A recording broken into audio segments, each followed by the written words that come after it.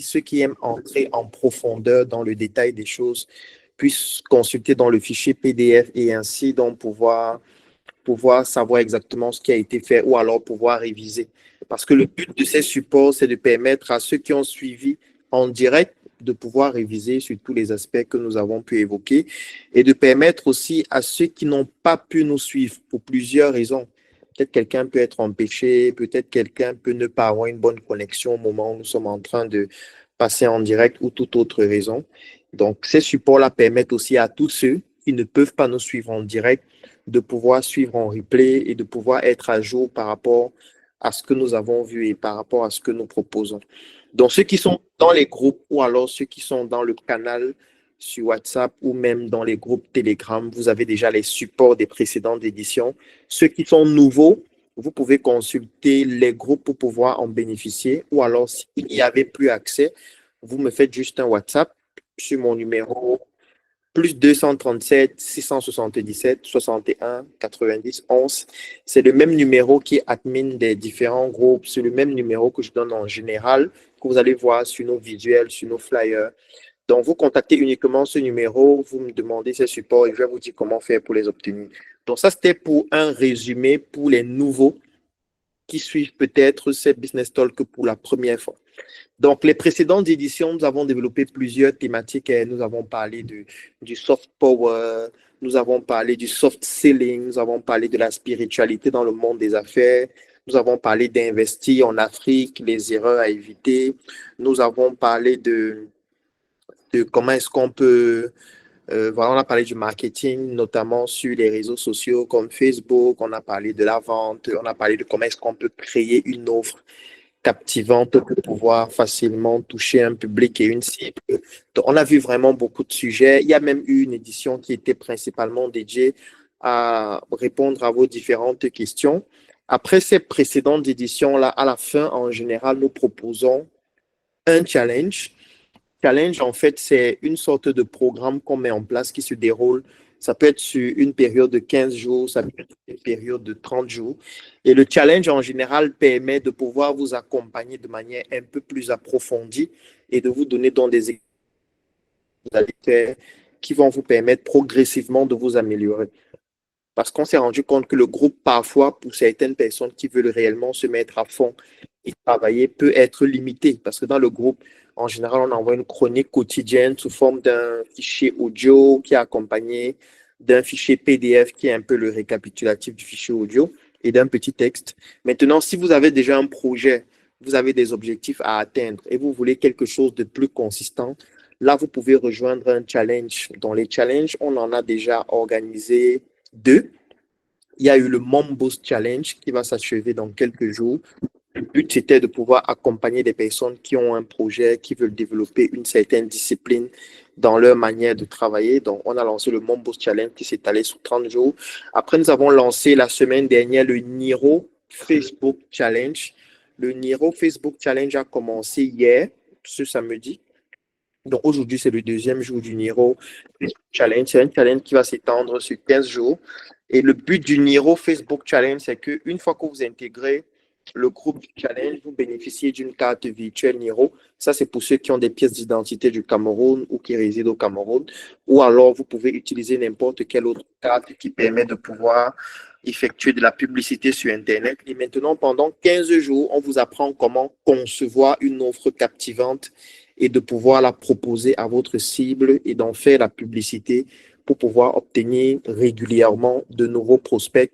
On va vous montrer aussi comment les convertir, ces prospects-là en clients, en vous montrant quelques astuces comme par exemple comment faire face aux objections, comment mettre en place un système de SAV pour pouvoir convertir ceux qui sont déjà des clients en des clients fidèles. Comment est-ce que vous faites pour pouvoir créer une relation qui permet à ceux qui sont déjà clients de pouvoir donc s'habituer aux produits et aux services que vous proposez, devenir des ambassadeurs de l'entreprise ou alors de tout ce que vous proposez. Donc voilà un peu le Niro Facebook Challenge qui a commencé hier. Nous sommes à pratiquement 50 personnes qui participent à ce challenge-là. Donc, si vous souhaitez aussi rejoindre le challenge, on pourra encore prendre des personnes jusqu'à demain maximum parce que lorsqu'on sera déjà au jour 4, ce ne sera plus possible d'intégrer parce qu'on sera déjà trop avancé.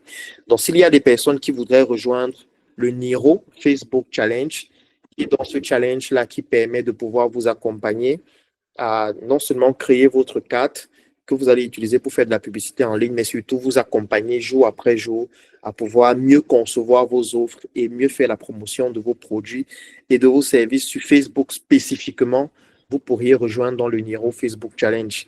Donc, si quelqu'un veut rejoindre ce challenge, il me fait juste un message sur WhatsApp. Donc, je redonne le numéro à nouveau.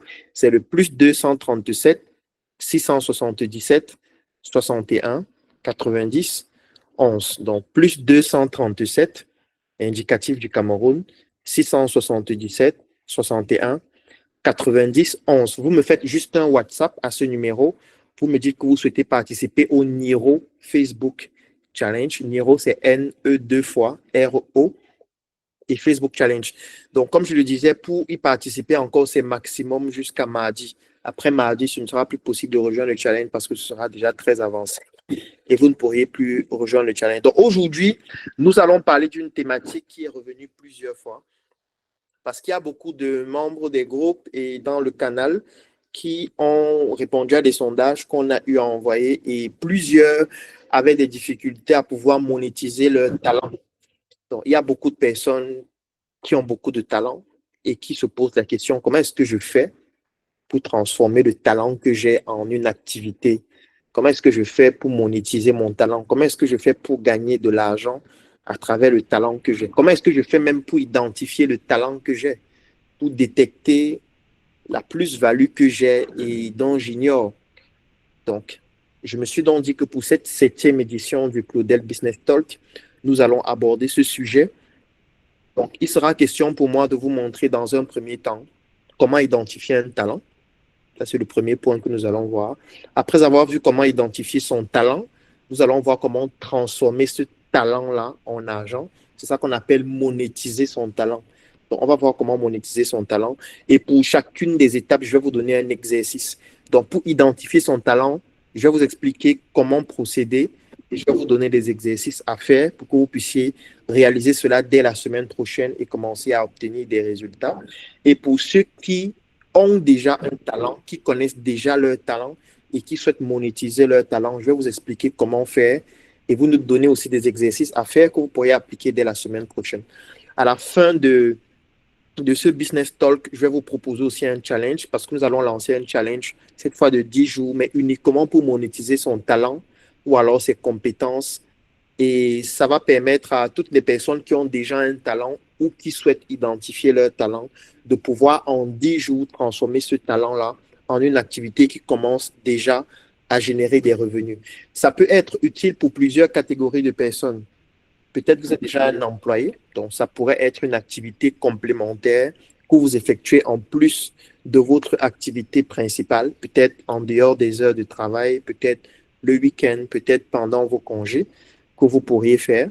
Ça pourra aussi se faire au travail, en plus de l'activité que vous menez déjà, de façon complémentaire aussi.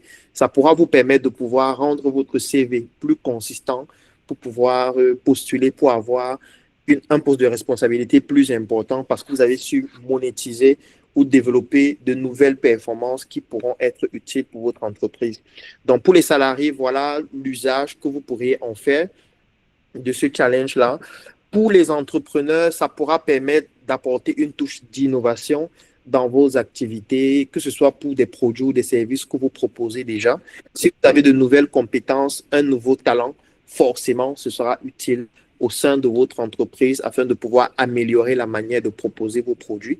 Pourquoi pas proposer de nouveaux produits, de nouveaux services ou alors une nouvelle façon de présenter vos produits et vos services. Ça peut être au niveau du marketing, ça peut être au niveau de la comptabilité, ça peut être au niveau des ventes, ça peut être au niveau du digital, ça peut être sur le terrain, ça peut être dans votre façon de manager vos équipes. Donc, avoir de nouvelles compétences et les monétiser, ça peut toujours être très utile lorsqu'on est un entrepreneur. Maintenant, si on n'est ni entrepreneur, ni salarié, on ne sait même pas encore pourquoi on existe dans la vie. On ne sait même pas pourquoi on est vivant. On est aussi là comme ça. On vit aussi parce que on ne sait même pas s'il faut même continuer de vivre, s'il ne faut même pas mourir maintenant. Donc, on est aussi connecté là parce que, bon, puisqu'on n'a rien à faire, on se dit, bon, alors aussi écouter le gars là, puisque de toutes les manières, ma vie ne vaut rien du tout. allons aussi écouter qui sait, ah, peut-être le déclic peut se produire, ma vie change. Eux, alors, c'est même plus grave parce que eux, ils doivent suivre cette conférence-ci parce que même le bloc-notes ne va pas suffire, hein, c'est peut-être le cahier. Parce que quand on dit le bloc-notes, là, parfois, ça peut faire 20 pages, 30 pages. Vous, c'est le cahier qu'il faut, peut-être un cahier de 280 pages. Parce que c'est même pour vous qu'on fait ça. Parce qu'on peut comprendre que le salarié, bon, parfois son travail, il souffle même déjà, il rentre déjà très tard tous les jours, c'est pas évident. Donc, développer une activité en plus de son travail, parfois, ce n'est pas facile. Mais je sais que parfois, lorsqu'on est employé, on peut avoir un revenu qui n'est peut-être pas à la hauteur du travail qu'on fournit. Donc, du coup, on a parfois envie de compléter ses fins de mois. Parfois, on a envie de s'épanouir aussi, de faire autre chose pour ne pas rester dans une routine permanente. Donc, pour le salarié, on peut dire qu'il a déjà quand même une option qui est son travail. Donc, il n'est pas vraiment obligé de faire ce qu'on va voir pendant cette formation. Dans le salarié, ça va. Mais s'il veut aller un peu plus loin, s'il est quelqu'un qui a un cerveau qui tourne à 800 idées par seconde, voire plus, ça peut lui être utile. Pour l'entrepreneur, on estime qu'il a déjà quand même une activité, il gagne déjà de l'argent, il a déjà un business model, il sait déjà comment toucher son marché. Donc, pour lui, ce n'est pas indispensable, mais ça peut apporter une touche d'innovation. Je l'ai partagé dans le groupe une fois lorsque je parlais du cycle de vie d'un produit ou d'un service. Donc, pour ceux qui n'ont pas regardé cette chronique, je vous invite à la suivre à nouveau. Donc, dans le groupe, je vous ai partagé une chronique une fois dans laquelle je parlais du cycle de vie d'un produit ou d'un service. Et je vous expliquais que tout produit que vous mettez sur le marché ou n'importe quel service a toujours un cycle de vie. Le cycle de vie, ça commence par la naissance du produit ou du service, ce qu'on appelle la création. Une fois que le service est né, il y a la croissance. Donc, c'est une courbe qui est pratiquement exponentielle la plupart des fois, si vous travaillez un peu. Après la croissance, il y a donc la phase de maturité. C'est une phase où les gens connaissent déjà le produit, connaissent déjà le service. Donc, ça crée déjà une sorte de maturité qui se développe. Et après cette phase de maturité, il y a la phase de déclin. La phase de déclin, qu'importe ce que vous faites, le produit va décroître. Même si vous mettez des budgets en milliards, les ventes vont diminuer parce que le produit a déjà dépassé sa phase de maturité, il est en train de tomber dans la phase de déclin. Et dans cette phase de déclin d'un produit ou d'un service, il y a des actions à mettre en place parce que si vous vous rappelez bien, quand j'avais envoyé cette chronique dans le groupe, j'avais envoyé en plus du fichier audio un document qui récapitulait un peu la chronique, cycle de vie d'un produit ou d'un service. Et dans ce document, si vous vous rappelez, il y avait une courbe. J'avais mis une courbe dans laquelle je présentais en fait le cycle, partant de la création, la croissance, la maturité et puis le déclin. Et pour chacune des étapes, j'avais mis un tableau. Et dans ce tableau, je présentais les actions à faire en fonction des étapes du cycle de vie. Donc, lorsqu'une entreprise vient de naître, il y a un certain type d'action à faire. Lorsqu'une entreprise est en train de croître, il y a certains types d'actions à faire. Lorsqu'une entreprise est dans sa phase de maturité, il y a certains types d'actions à faire. Et lorsqu'une entreprise est dans la phase de déclin, il y a encore d'autres types d'actions à faire. Donc, ce ne sont pas les mêmes actions qu'on fait en fonction du cycle dans lequel on se trouve. Donc, et je vous recommandais, si vous êtes déjà entrepreneur, d'identifier à quelle étape votre entreprise se trouve actuellement. Maintenant, ça peut arriver que dans votre entreprise, vous proposez plusieurs produits, plusieurs services. Donc, chaque produit aura son cycle de vie. Chaque service aura son cycle de vie. Donc, au sein d'une même entreprise, on peut avoir plusieurs cycles de vie. Parce que si vous avez 10 produits, chaque produit a son cycle de vie, puisque les 10 produits ne sont pas venus en même temps. Même s'ils sont venus en même temps, les étapes du cycle de vie ne mettent pas la même durée. Donc, il y a des produits dont la phase de croissance peut mettre 6 mois, d'autres produits, ça peut mettre un mois, d'autres produits, ça peut mettre un an, ainsi de suite. Donc, vous pouvez avoir plusieurs produits ou plusieurs services au sein d'une entreprise, mais la durée de temps de chacune des étapes du cycle de vie est variable. Donc, moi, je vous suggère de regarder à nouveau cette chronique, de consulter le document que j'avais envoyé dans le groupe comme support, d'évaluer à quel niveau vos produits et vos services se trouvent, notamment le niveau du cycle de vie. Et en fonction de ce niveau, dans le tableau, vous allez voir les actions à mettre en place. Donc, cette formation peut être utile pour un entrepreneur qui connaît déjà l'étape du cycle de vie dans laquelle son entreprise se trouve. Et en fonction donc, de cette étape, de savoir quelle action mettre en place. Donc, développer de nouvelles compétences, dénicher un nouveau talent que vous avez savoir comment le monétiser, ça peut être utile dans l'objectif de pouvoir, en fonction de l'étape du cycle de vie dans laquelle votre entreprise se trouve, mener les actions qui permettent de pouvoir être efficace dans cette étape-là. Donc, ça, pour les entrepreneurs, c'est à ça que ça peut être utile. Maintenant, comme je disais, pour ceux qui n'ont rien à faire, pour ceux qui sont perdus dans la vie, pour ceux qu'on qualifie souvent de diplômés sans emploi, comme une expression très populaire au Tchad, ou encore pour ceux qui disent que voilà, l'État m'a abandonné, je ne sais plus trop quoi faire, pourquoi je vis même encore. Pour ceux qui ont déjà une carte dans laquelle ils ont déjà dessiné le, la trajectoire du désert, ça veut dire qu'ils connaissent déjà tous les plans du désert dans la tête. Ils savent déjà que le désert, il y a plusieurs étapes. L'étape 1 du désert, c'est ça, qui regarde les vidéos sur comment résister à la chaleur du désert. Il n'est pas encore tard. Donc, je pense que vous pouvez prendre un autre bloc-notes. Vous laissez d'abord le bloc-notes du désert à côté. Vous suivez ce bloc-notes-ci. Et puis, à la fin, pourquoi pas, on pourra en ressortir avec quelques opportunités. Donc, voilà ainsi planté le décor de la conférence de ce jour. Comme je le rappelais, nous sommes rendus à la 7e édition du Claudel Business Talk. Donc, je vous recommande d'avoir un bloc-notes. Il peut être physique ou électronique. Hein. Ça peut être votre téléphone. Vous ouvrez juste l'application bloc-notes. Et tout ce que vous allez faire, s'il y a des aspects qui clochent, vous notez. S'il y a des difficultés que vous rencontrez, vous notez. S'il y a un élément que vous ne comprenez pas très bien, vous notez. S'il y a une astuce que je partage, vous notez et vous l'appliquez. Le plus important dans ce que nous sommes en train de faire, c'est qu'à la fin d'une conférence comme celle-ci, ne passez jamais plus de 24 heures sans appliquer au moins une chose que vous avez vue durant cette conférence. Sinon, elle sera inutile pour vous. Ça ne sert à rien de suivre une conférence comme celle-ci en direct. Et 24 heures après, vous n'appliquez rien de ce qu'on a vu. Ce sera inutile.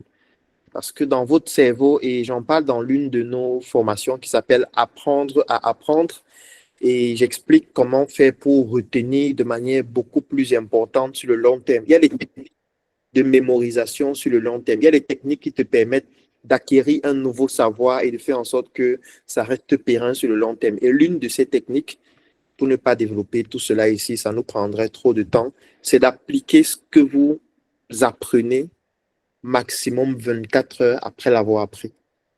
Donc, ce que nous allons voir aujourd'hui, je sais que vous n'allez pas tout retenir, mais s'il y a un seul aspect qui vous parle, s'il y a un seul aspect qui crée un déclic sur vous, écrivez et ne passez pas 24 heures sans appliquer cela. Que vous ayez un projet ou pas, parce que je sais qu'il y a certains qui vont me dire non, moi je n'ai pas de projet, comment je peux appliquer ça? Tu peux appliquer ça dans ta famille, tu peux appliquer ça dans ta vie personnelle, tu peux appliquer ça à l'école si tu es un étudiant ou un élève. Tu peux appliquer ça dans ton projet. Tu peux appliquer ça au travail si tu es un salarié, tu es un fonctionnaire. Donc, il y a toujours un endroit où tu peux l'appliquer. L'appliquer, ça peut même être aussi partager cette connaissance à quelqu'un d'autre. Donc, tu peux apprendre quelque chose aujourd'hui et tu décides de partager cette connaissance à quelqu'un d'autre. C'est aussi une façon d'appliquer. Et ça permet de pouvoir consolider l'information dans ton cerveau et te permet de pouvoir mieux mémoriser. Et quand tu mémorises mieux, tu pourras mieux développer des aptitudes dans cette discipline-là. Donc, ne suivez pas en étant passif. Quand vous suivez, s'il y a quelque chose qui vous marque, c'est pour ça que j'ai demandé d'avoir un bloc-notes. Le bloc-notes permet de noter quelque chose qui vous marque, quelque chose qui vous semble intéressant. Et dès que je vais dire que la conférence est terminée, passez à l'action directement. Passer à l'action, c'est aller vous documenter dessus, aller faire plus de recherches dessus. Ça peut être de participer au challenge que nous allons lancer à la fin de la conférence. N'importe quoi, mais battez-vous pour l'appliquer au maximum 24 heures après. Ne vous dites pas que je vais lire après. Non. Dès que vous mettez déjà à après, vous commencez la procrastination et vous perdez toutes les aptitudes qui auraient pu vous permettre de pouvoir avoir des résultats. Donc, on va commencer par l'identification des talents. Donc, on va considérer que vous ne savez pas que vous avez un certain talent. Donc, je vais vous montrer comment identifier ce talent-là. Ce qui est magnifique ici, c'est que même si vous avez déjà un talent, il est possible que vous ayez d'autres talents que vous ne connaissez pas. C'est très possible, c'est très probable. C'est juste que la plupart des personnes se concentrent sur un seul talent. Ça veut dire qu'on a un talent ou deux ou trois maximum. On se dit, OK, je sais déjà que je sais faire ça et j'applique ça tous les jours, peut-être pour gagner ma vie. Peut-être c'est même déjà ça que vous êtes en train d'appliquer pour pouvoir gagner votre vie ou alors pour mener votre activité. Mais il se peut que vous ayez d'autres talents que peut-être vous ne connaissez pas, qui sommeillent encore au plus profond de vous. Et vous n'avez jamais eu à faire le travail nécessaire qui vous permet d'aller puiser ce talent-là et de pouvoir l'utiliser, soit pour améliorer ce que vous faites actuellement, ou alors pour faire d'autres activités complémentaires qui pourraient vous permettre de gagner beaucoup plus, de faire moins de temps, d'être plus efficace ou plus efficient en dépensant moins de ressources pour atteindre les mêmes objectifs.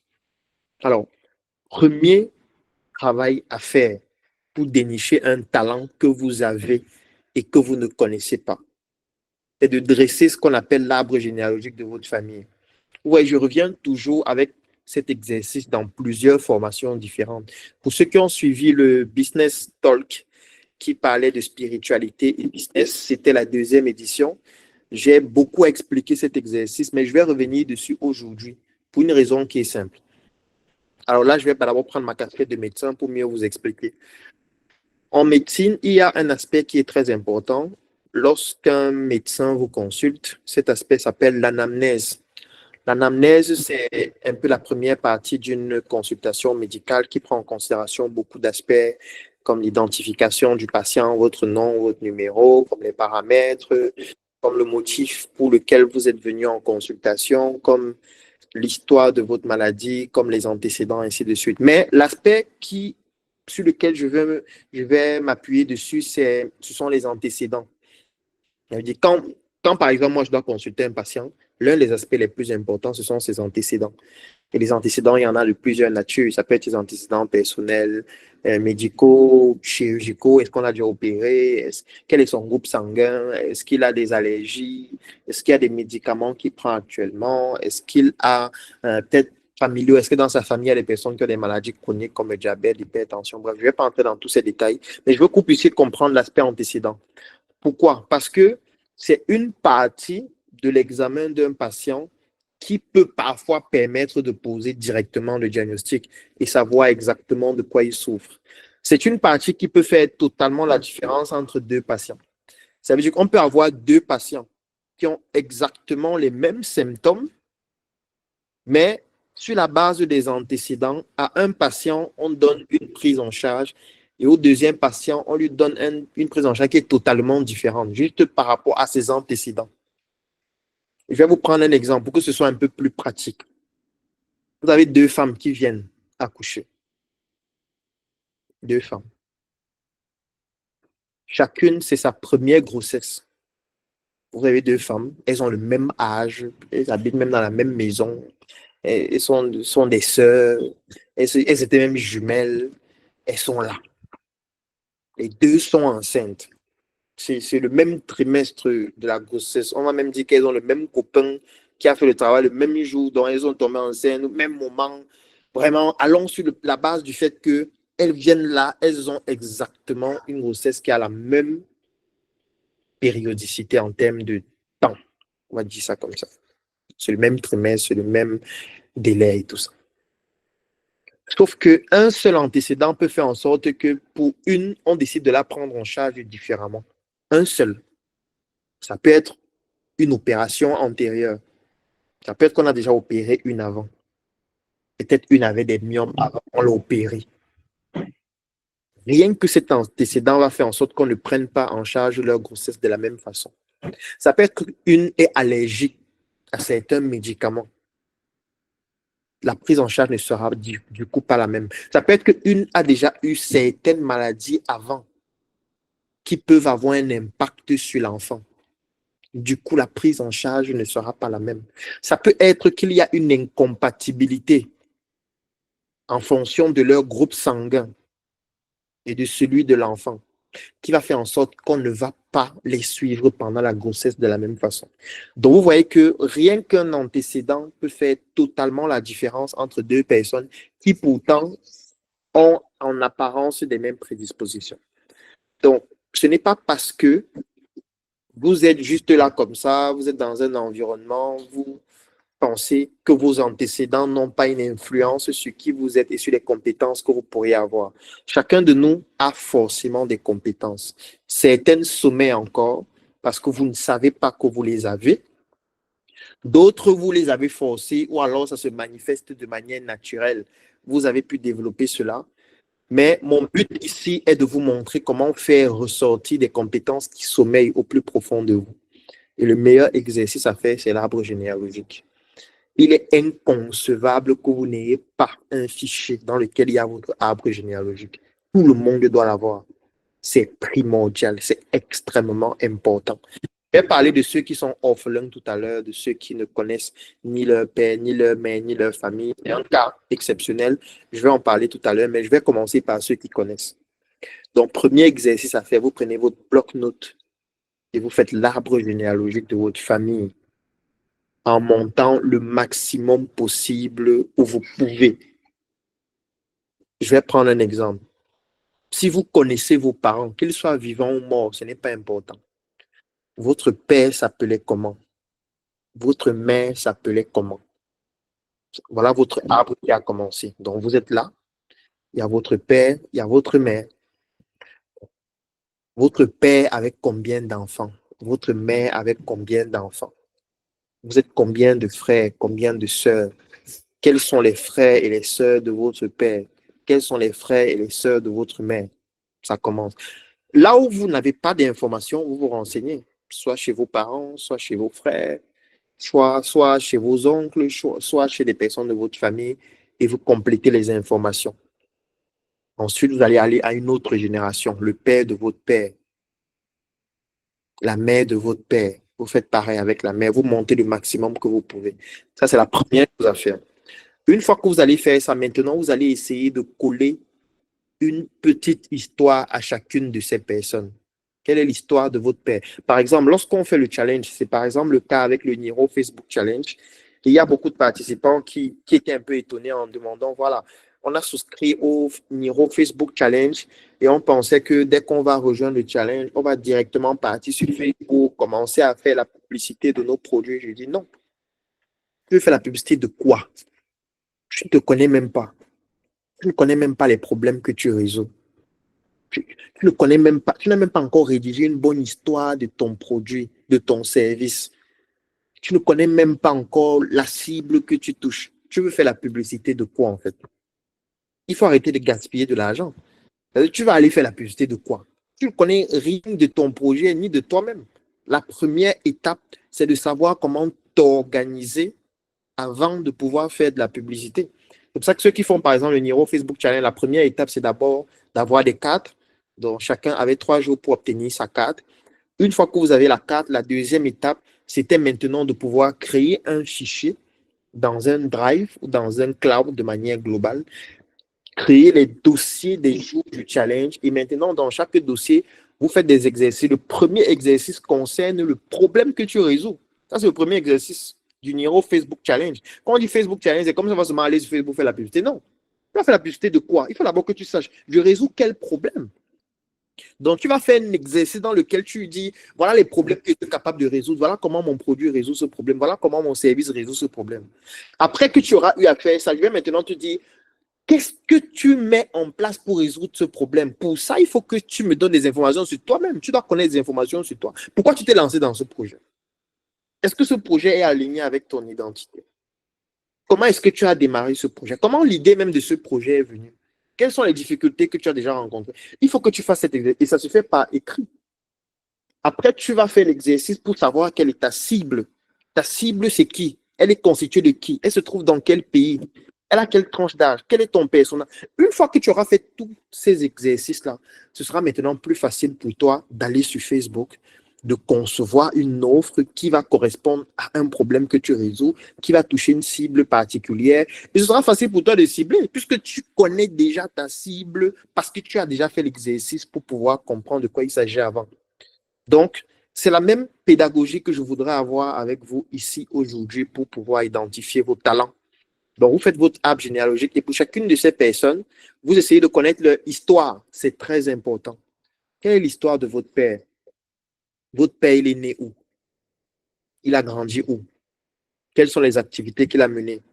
Est-ce que votre père est riche ou est-ce qu'il est pauvre? S'il est pauvre, pourquoi il est pauvre? Pourquoi ton père est pauvre? Il faut lui poser la question. S'il est vivant, il doit te répondre. Il ne peut pas rester comme ça, calme seulement. Non. Tu dis, papa, pourquoi tu es pauvre? Explique-moi. Il n'y a pas de jugement. Explique-moi posément.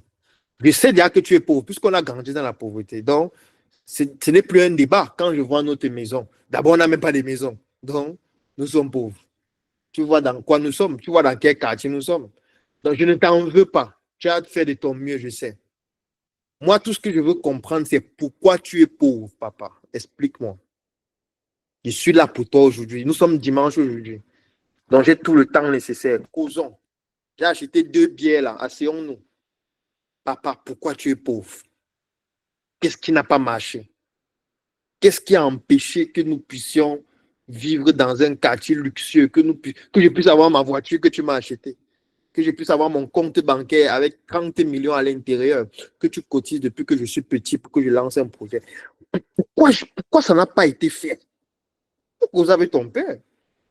Il sera troublé, il va se dire, mais attends, ça c'est une colle que l'enfant sait. Il dit, oui, papa, parce que je n'ai pas seulement envie de te porter plainte. Je n'ai pas envie de te porter plainte parce qu'il y a un pays dans lequel je lisais un article dessus où il y a un enfant qui a porté plainte à ses parents parce que ses parents étaient nains. Ses 2 parents sont nains. Donc, naturellement, lui, il est né nain. Et il a porté plainte à ses parents. Comment vous êtes 2 nains et vous décidez de faire un enfant pour que moi, toute ma vie, soit un fardeau? Non. Vous allez me dédommager. Vous aurez pu faire l'amour sans faire d'enfant. Vous aurez pu jouir comme vous voulez, mais sans enfant. Comment vous pouvez jouir, faire les enfants? Vous voyez comment le ventre ne fait que monter. Vous savez que c'est un nain qui arrive. Vous ne stoppez pas. Vous continuez de jouir. Moi, je n'ai nain, pauvre. Non, vous allez me dire, on ne peut pas. On ne peut pas. Je vais porter plainte. Il a porté plainte à ses parents. Il a gagné le procès. Ses parents doivent le dédommager. Ses parents sont déjà pauvres. Mais le peu qu'ils ont, ils doivent encore lui donner, obligé. Parce qu'ils ont pris le risque de tomber enceinte en étant nain et pauvre. C'est trop grave. Donc, il faut que tu t'asseyes avec ton père. Et papa, je sais que ta vie n'a pas été facile. Ça se voit par rapport à notre parcours. On a tous subi ça. Mais maintenant, je veux que tu m'expliques. Parce que moi, je ne veux pas être comme toi. Je pense que quand il te pose la question, tu dois un peu comprendre pourquoi il te pose la question. Moi, je ne veux pas être pauvre comme toi. Je veux changer l'histoire de notre famille. Et pour ça, puisque j'ai une partie de tes gènes au plus profond de moi, puisque j'ai tes gènes, bon, on va partir du principe où je suis vraiment ton enfant. Bon, je n'ai pas envie d'entrer aussi en tour en profondeur, tester d'ADN et tout ça. Donc, partant du principe que vous êtes son enfant. Allons sur ce principe-là au moins. Vous savez que vous avez une partie de ces gènes en vous. Ça veut dire que, parce qu'il y a des comportements et des attitudes qui se transmettent génétiquement. Donc, peut-être la pauvreté que votre père a là, il y a un brin génétique lié à ça. Et vous devez couper ça. On appelle ça les héritages transgénérationnels. J'ai fait plusieurs chroniques dessus. Vous pouvez regarder dans le groupe. Donc, vous vous asseyez avec votre père, vous dites, papa, pourquoi tu es pauvre? Il t'explique. Il va te dire, oui, j'ai eu ma carrière comme ça, j'ai fait telle chose, j'ai eu à commettre telle erreur. Tu notes. Quand il te raconte son histoire, tu notes. Maintenant, si tu veux être plus attentif, tu peux activer le dictaphone. Certainement, la semaine prochaine, on va avoir un business talk sur la qualité et sur les intelligences artificielles. Je vais vous montrer comment utiliser certaines intelligences artificielles de manière ludique, comme par exemple le dictaphone avec des transcriptions automatiques. Donc, vous prenez une application d'intelligence artificielle avec dictaphone, vous posez là, et pendant que vous causez, l'application est en train d'enregistrer tout ce qu'il dit, tout ce que vous vous dites, et en faisant la retranscription par écrit automatiquement. Comme ça vous permet, après votre causerie, d'avoir un résumé de ce que vous vous êtes dit et d'avoir dans des informations qui vont vous être utiles. Il est important de savoir pourquoi votre père est pauvre, c'est important. Si votre père est riche, vous devez savoir qu'est-ce qui l'a rendu riche, c'est important. Comment il a fait pour s'enrichir? Il s'est lancé dans quel domaine? Comment il a fait pour dénicher l'opportunité? Quel était le talent qu'il avait, qu'il a pu mettre en avant, qui lui a permis de... Ne demandez pas seulement l'argent. Non. Ne venez pas seulement dire, papa, je veux l'argent pour ceci, l'argent pour... S'il meurt demain, tu vas faire comment? Si ton père meurt ce soir, ce qu'on ne souhaite pas, tu vas faire comment? Il faut arrêter de dire que l'argent, l'argent, l'argent. Je suis d'accord. Il faut demander de l'argent lorsque tu en as besoin et s'il a les possibilités de pouvoir mettre l'argent à ta disposition, c'est bien. Mais de temps en temps, même si c'est une fois par mois, assois-toi avec ton père et demande-lui s'il est pauvre, pourquoi il est pauvre. S'il est riche, comment il a fait pour s'enrichir. Tu notes, tu essaies de prendre des informations. Parce qu'au plus profond de toi, il y a une partie de ces gènes-là que tu as aussi. Et il faut que tu sois conscient de cela et que tu sois capable de travailler dessus. C'est pour ça que vous allez remarquer qu'en Occident, la plupart des richesses sont familiales. Vous allez voir dans une famille, on vous dit qu'ils cultivent le maïs depuis 200 ans. Vous allez vous dire, mais attends, comment on fait pour cultiver le maïs depuis 200 ans? Mais c'est très simple. Son père était un cultivateur de maïs. Son père l'a fait pendant 20 ans. Et son père a formé ses enfants à cultiver aussi le maïs en leur transmettant tout ce qu'ils savaient de la culture du maïs. Les enfants sont venus avec déjà les prédispositions de leur père, les connaissances et l'expérience de leur père et leurs propres connaissances. Parce que comme eux, ils viennent avec une nouvelle génération, ils ont accès à de nouveaux moyens technologiques, ils sont plus jeunes. Donc, du coup, ça fait en sorte que eux, en plus de ce que leurs parents faisaient, ils ajoutent à ça de nouvelles connaissances, de nouvelles expériences, de nouvelles aptitudes liées à leur génération. Donc, ils améliorent la culture du maïs de leur père. Dès qu'ils le font aussi pendant 20 ans, 30 ans, ils font la même chose avec leurs enfants, et ainsi de suite. Donc, ce qui fait que l'entreprise perdue 200 ans, 300 ans. Le Japon a même d'ailleurs un record. Il y a des entreprises au Japon qui existent depuis 850 ans. Une entreprise qui existe depuis près d'un siècle. Parce que ça se transmet de génération en génération. Mais chez nous, qu'est-ce qui se transmet de génération en génération? Ton père était pauvre. Il a vécu pendant 50 ans de pauvreté. Tu penses que ça n'a pas une influence sur toi? Ça a une grande influence. Il faut que tu saches pourquoi il a vécu pendant 50 ans dans la pauvreté. C'est beaucoup. 50 ans, c'est un demi-siècle de pauvreté. Quelqu'un seul. Quelqu'un seul fait un demi-siècle de pauvreté. Et ce n'est pas un inconnu. La personne là s'appelle ton père. Et tu crois que ça n'a pas d'influence sur toi? C'est une influence majeure. Parce qu'il a pris 50 ans à consolider ces gènes de pauvreté-là en lui. On appelle ça l'épigénétique. Ça veut dire que ça va se transmettre chez toi. Tu crois que ça va te laisser? Et c'est encore pire s'il a vécu longtemps dans la pauvreté avant que tu ne naisses. Si ton père a vécu la pauvreté pendant 40 ans, et tu es né la 41e année, ça veut dire qu'il a consolidé les gènes de pauvreté là pendant 40 ans. Et il t'a transmis un gène bien solide de la pauvreté. Tu vois donc dans quoi tu te trouves? À la naissance, tu as déjà dans toi, dans tes gènes, 40 ans de pauvreté. Comme nous, on a dans nos gènes 1400 ans d'esclavage. C'est aussi ça. J'ai produit une vidéo d'ailleurs où j'en parlais. On appelle ça l'épigénétique. Ça ne disparaît pas. Ce que vous vivez actuellement ne disparaît pas. C'est enregistré dans vos gènes. Et vous allez transmettre ça à vos enfants. Vous pensez que ça va disparaître? Ça ne peut pas disparaître. Maintenant, l'enfant peut décider de rompre avec cela. C'est possible. Ça veut dire que, étant donné qu'il s'agit d'un héritage transgénérationnel, l'enfant peut couper cet héritage-là s'il est négatif pour pouvoir se créer sa propre voie et permettre donc aux nouveaux descendants de bénéficier de nouveaux gènes qui permettent d'accéder à une grandeur qu'il n'y avait pas avant dans votre famille. Mais sauf que c'est quelque chose qui va se faire dans une violence extrême. C'est pour ça que vous allez toujours remarquer ceux qui ont grandi dans des familles très pauvres et qui veulent se battre pour devenir riches, ce sera un supplice. Vous allez trop souffrir en fait. Parce qu'en plus de la souffrance que les gens ont déjà, il y aura une nouvelle souffrance pour vous parce que là, vous êtes en train d'essayer de briser un héritage transgénérationnel, donc ce sera extrêmement violent. Parce qu'au plus profond de vous, il y a parfois 40 ans, 50 ans, 70 ans, 100 ans d'esclavage, 100 ans de pauvreté, parce que ça ne s'arrête pas seulement chez vos parents, ça continue avec vos arrière-grands-parents, et ainsi de suite, parce qu'eux-mêmes, ils avaient les gènes de leurs arrière-grands-parents, de leurs ancêtres, qui eux aussi étaient pauvres. Ouais. Donc, si personne n'a été riche dans votre famille, vous êtes dans un problème sérieux. Et il faut prendre au sérieux ce que je suis en train de dire ici dès ce soir. Donc, dès que la formation finit, vous appelez votre père. Papa, oui, tu es à quel niveau là actuellement? Oui, je suis à tel endroit. Ok, j'arrive. Tu arrives, d'accord. Je t'ai apporté une bonne bouteille de vin là. Je sais que tu aimes le vin, même si tu n'as pas l'argent pour acheter, puisque bon, tu n'as pas d'argent. Donc, je t'ai acheté une bonne bouteille de vin.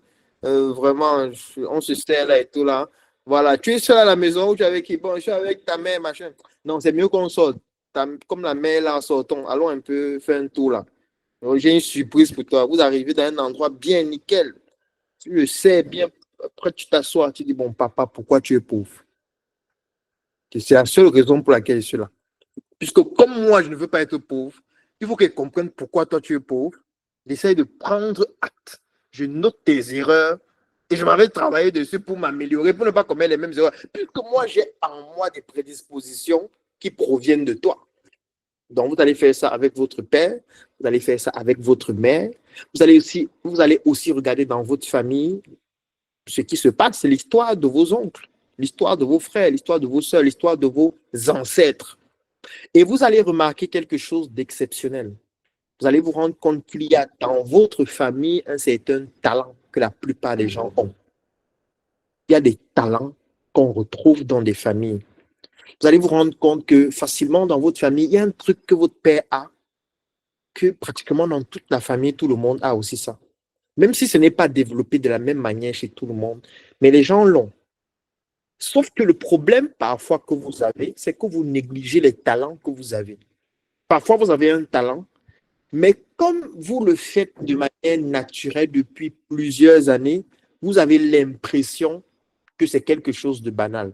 Alors qu'il y a des gens qui se battent corps et âme pour avoir la même chose que vous là. Ils dépensent des fortunes pour avoir ce que vous avez, mais vous êtes en train de prendre ça à la légère. Je vais vous prendre un exemple. Peut-être dans votre famille, vous avez beaucoup de cheveux. Moi, par exemple, j'étais au Tchad l'année dernière et j'ai remarqué que dans certaines régions du Tchad, les gens ont beaucoup de cheveux, hommes comme femmes. Ça n'a l'air de rien. Et que tu es né, tu as beaucoup de cheveux. Tu grandis, tu as beaucoup de cheveux. Ça n'a l'air de rien, n'est-ce pas? Tu te dis, bon, ah, nous, on a beaucoup de cheveux dans notre famille. Ils savaient que ton père aussi a beaucoup de cheveux, tes frères et tes sœurs ont beaucoup de cheveux. Et toi, tu as l'impression que c'est banal. Ce n'est pas banal, mon frère. Il y a des gens qui dépensent des millions pour avoir juste un peu de cheveux. Je ne parle pas de beaucoup de cheveux. Il y a des gens qui actuellement sont en train de payer des billets d'avion pour aller en Turquie, pour aller aux États-Unis, pour aller en France, pour aller en Chine. Donc, ils payent le billet d'avion après avoir fait toutes les procédures pour avoir le visa. Ils arrivent dans ces pays-là, ils payent l'hôtel, où il va dormir à l'hôtel pendant plusieurs semaines.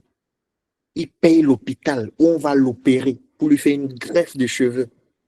Ou parfois, il peut même mourir parce que parfois, ça se passe mal. Il va là à l'hôpital, on va l'opérer, on va le suivre pendant plusieurs semaines. Ah, pour qu'il ait beaucoup de cheveux comme toi, juste pour qu'il ait les cheveux un peu. Toi, tu as beaucoup de cheveux, tu dis que tu es pauvre. Tu dis que tu n'as pas de talent. On a mis le talent que tu as là. Il y a des gens qui dépensent des millions et des millions pour avoir juste un peu des cheveux que toi tu as. Tu es en train de négliger ça. En fait, tu n'es pas en train de te rendre compte que c'est un héritage transgénérationnel d'une prédisposition, d'un talent familial que vous avez, que tu peux utiliser pour développer un projet. Parce que je vais te prendre un exemple.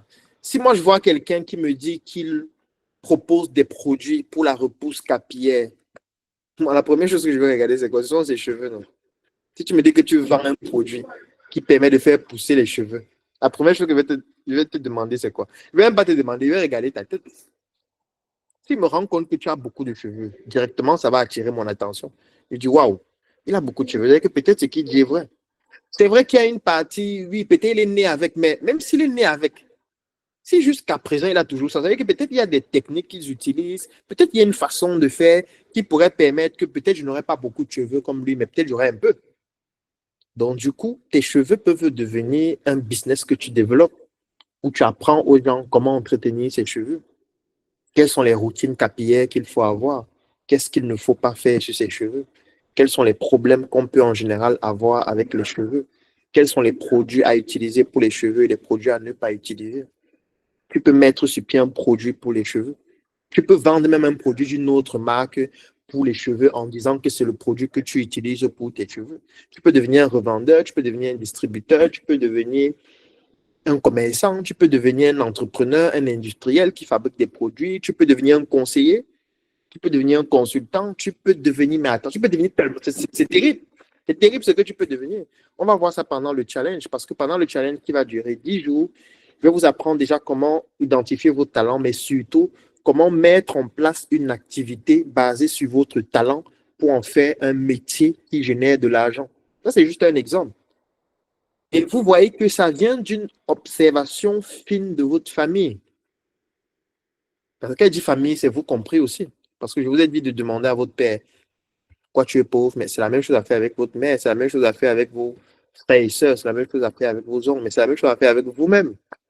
Vous devez faire un voyage au plus profond de vous-même. Qu'est-ce que j'ai? Peut-être j'ai une belle peau. C'est quelque chose que des gens payent très cher pour en avoir. Peut-être j'ai la barbe. Il y a des gens qui payent pour avoir la barbe. Il y a des produits pour avoir la barbe. Peut-être qu'il y a des gens qui veulent avoir la barbe parce que tous les gens pensent que c'est un petit.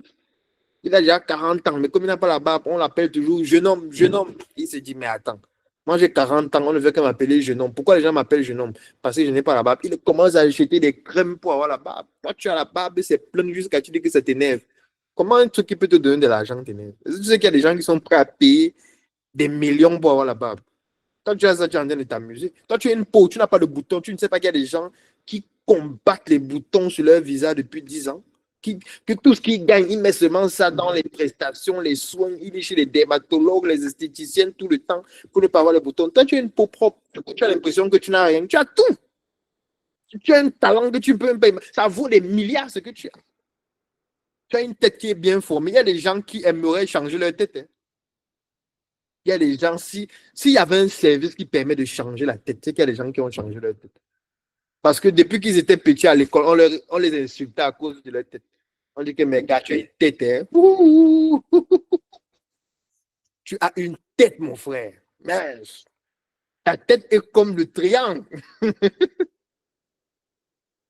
Ta tête est comme un pentagone. Et du coup, on les choquait avec leur tête. Oh, tu as une grosse tête. Oh, tu as les cabots sur la tête. Oh, tu as le lion, le cobalt lion et tout ça. Du coup, il est traumatisé que, ouais, comment je peux faire pour changer de tête? On ne peut pas changer les têtes, mon ami. Tu vas vivre avec la tête là. C'est comme ça. C'est ton pied à payer. Tu vas vivre avec ça. Tu vas voir des gens qui aiment porter le chapeau tout le temps. Tout le temps, il a toujours le chapeau. Il doit avoir le chapeau. Image doit avoir le chapeau. Et dès que son chapeau tombe, il ramasse vite, il remet le chapeau. Tu crois qu'il aime les chapeaux, il n'aime pas les chapeaux. C'est la tête là. Il n'a pas une bonne tête. C'est ça le problème. Laisse les trucs que tu aimes le chapeau là. Tu aimes le chapeau plus kéké. Comment bon? Je peux comprendre que tu aimes le chapeau, tu peux de temps en temps. Mais qu'est-ce que tu fais avec le chapeau partout? Tu as la veste, tu veux tout mettre le chapeau. Tu as la maison avec tes amis, tu as tout le chapeau.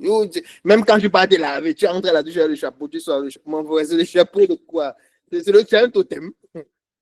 Tu ne peux pas dire ça. Il y a quelque chose que tu essaies de cacher avec le chapeau là. Et je sais ce que tu caches. Et c'est normal, c'est difficile d'avoir quelque chose avec laquelle tu te balades partout comme ça et tous les jours on t'insulte. Mais ce n'est pas parce qu'on t'insulte pour ça que tu n'as rien d'autre. Parce que peut-être tu as une grosse tête parce que tu as aussi la capacité d'accumuler beaucoup de connaissances. Peut-être tu as une grosse tête parce que le niveau que tu as en mathématiques là nécessitait d'avoir une grosse tête pour avoir ce niveau en mathématiques. Peut-être c'est ça. Donc, utilise tes compétences en mathématiques là pour pouvoir développer une activité au lieu de t'arrêter sur j'ai une grosse tête. Il y a des gens qui sont laids. Eh oui, arrêtons avec les discours socialement corrects là. Que non, la beauté, elle est intérieure. Nous ne sommes pas des radiologues. Moi, je ne suis pas un radiologue. Quand tu dis que la beauté est intérieure, qu'est-ce que je suis censé faire? Je dois faire l'IRM pour voir l'intérieur de ton corps et comment la beauté se développe. Non, on voit ton visage, on voit la tête, on voit le corps, on voit ta carrure, c'est ça. Arrête les histoires de la beauté intérieure là. Ça, c'est après. Je ne te connais pas. Je veux voir ta beauté intérieure. Comment moi, je ne te connais pas. Je vois d'abord le live. Je te vois en live. Je regarde tes photos. Tu vois, les gens ils ne prennent jamais des photos entières. Tu demandes, envoie-moi une photo entière. Il dit non, je n'aime pas les photos entières. Ce n'est pas que tu n'aimes pas les photos entières. Je sais pourquoi tu n'as pas de photos entières. Tout le monde sait. Pourquoi tu veux mentir? Pourquoi tu te mens à toi-même? Parce que l'un des plus gros dangers pour l'identification de ses compétences, c'est de se mentir à soi-même. Je peux comprendre que tu puisses mentir à quelqu'un. Peut-être tu es un politicien, tu as besoin de mentir pour qu'on te vote. Mais pourquoi tu te mens à toi-même? Pourquoi? Je sais pourquoi tu ne veux pas prendre de photos entières, je sais. Je sais pourquoi tes photos, tu filmes tout un coin de la tête. Sur les réseaux sociaux, on fouille tes photos, c'est tout la tête seulement qu'on voit, on voit seulement la tête, on voit une partie du corps. On cherche les photos entières, il n'y a pas. Je sais pourquoi il n'y a pas. Tout le monde sait. On sait. C'est pourquoi tu portes toujours les gros vêtements. Mais tu n'aimes pas porter les vêtements qui te collent au corps. Il faut que le vêtement soit bien gros. Tu dis que non, c'est un style que tu aimes être libre dans ton corps. Tu n'es pas libre dans ton corps. Ce n'est pas ça. Tu caches ton corps. Tu caches l'obésité. Oui, c'est ça. Arrête de raconter des histoires. Donc, tu vois qu'il y a un travail au plus profond de toi que tu dois faire pour ne pas te mentir à toi-même. Parce que faire cet exercice, ça doit être fait dans la plus stricte sincérité pour pouvoir faire ressortir tes forces, tes faiblesses aussi. Sauf que tes forces et tes faiblesses vont permettre de faire ressortir les opportunités que tu es capable de saisir grâce à des talents qui sont enfouis en toi, mais qui ne sont pas encore utilisés de manière optimale. Donc ça, c'est l'exercice à faire. L'arbre généalogique, en commençant par vous-même. Quelle est votre histoire? Quelles sont les difficultés que vous avez rencontrées durant votre vie? Quels sont les challenges auxquels vous avez eu à faire face? Quels sont les moments les plus difficiles de votre vie? Qu'est-ce que vous êtes en train de traverser comme situation actuellement? Quelles sont vos plus grandes réalisations? Quelles sont vos aspirations? Quelles sont les connaissances que vous avez partant de vos connaissances académiques, familiales, relationnelles, ainsi de suite? Quelle est l'expérience que vous avez? Qu'est-ce que vous avez déjà pu faire de manière pratique pendant une certaine période de temps? Là, je ne parle pas du CV, je parle d'une sincérité. Je ne parle pas des choses qu'on écrit pour bluffer les gens. Ce travail que vous faites, vous le faites pour vous. Ce n'est même pas fait pour être publié. Vous le faites d'abord pour mieux vous connaître. Quelles sont les compétences que je retrouve dans ma famille? Parce que vous devez vous imaginer, si vous êtes dans une famille dans laquelle pratiquement tout le monde a un certain talent, vous savez que chez vous, il y a ce talent. Hein. Attention, c'est juste que vous n'avez pas encore suffisamment creusé pour découvrir ce talent. Si vous vous rendez compte que dans votre famille, il y a 20 plombiers, et que vous regardez dans votre famille, vous avez un oncle qui est plombier. Vous avez un deuxième oncle, lui aussi, il est plombier. Votre père, lui-même, il a été plombier pendant 3 ans. Vous cherchez l'histoire de votre famille, il y avait un de vos grands-pères, là, il était aussi plombier. Vous pensez que ça n'a pas un impact sur vous?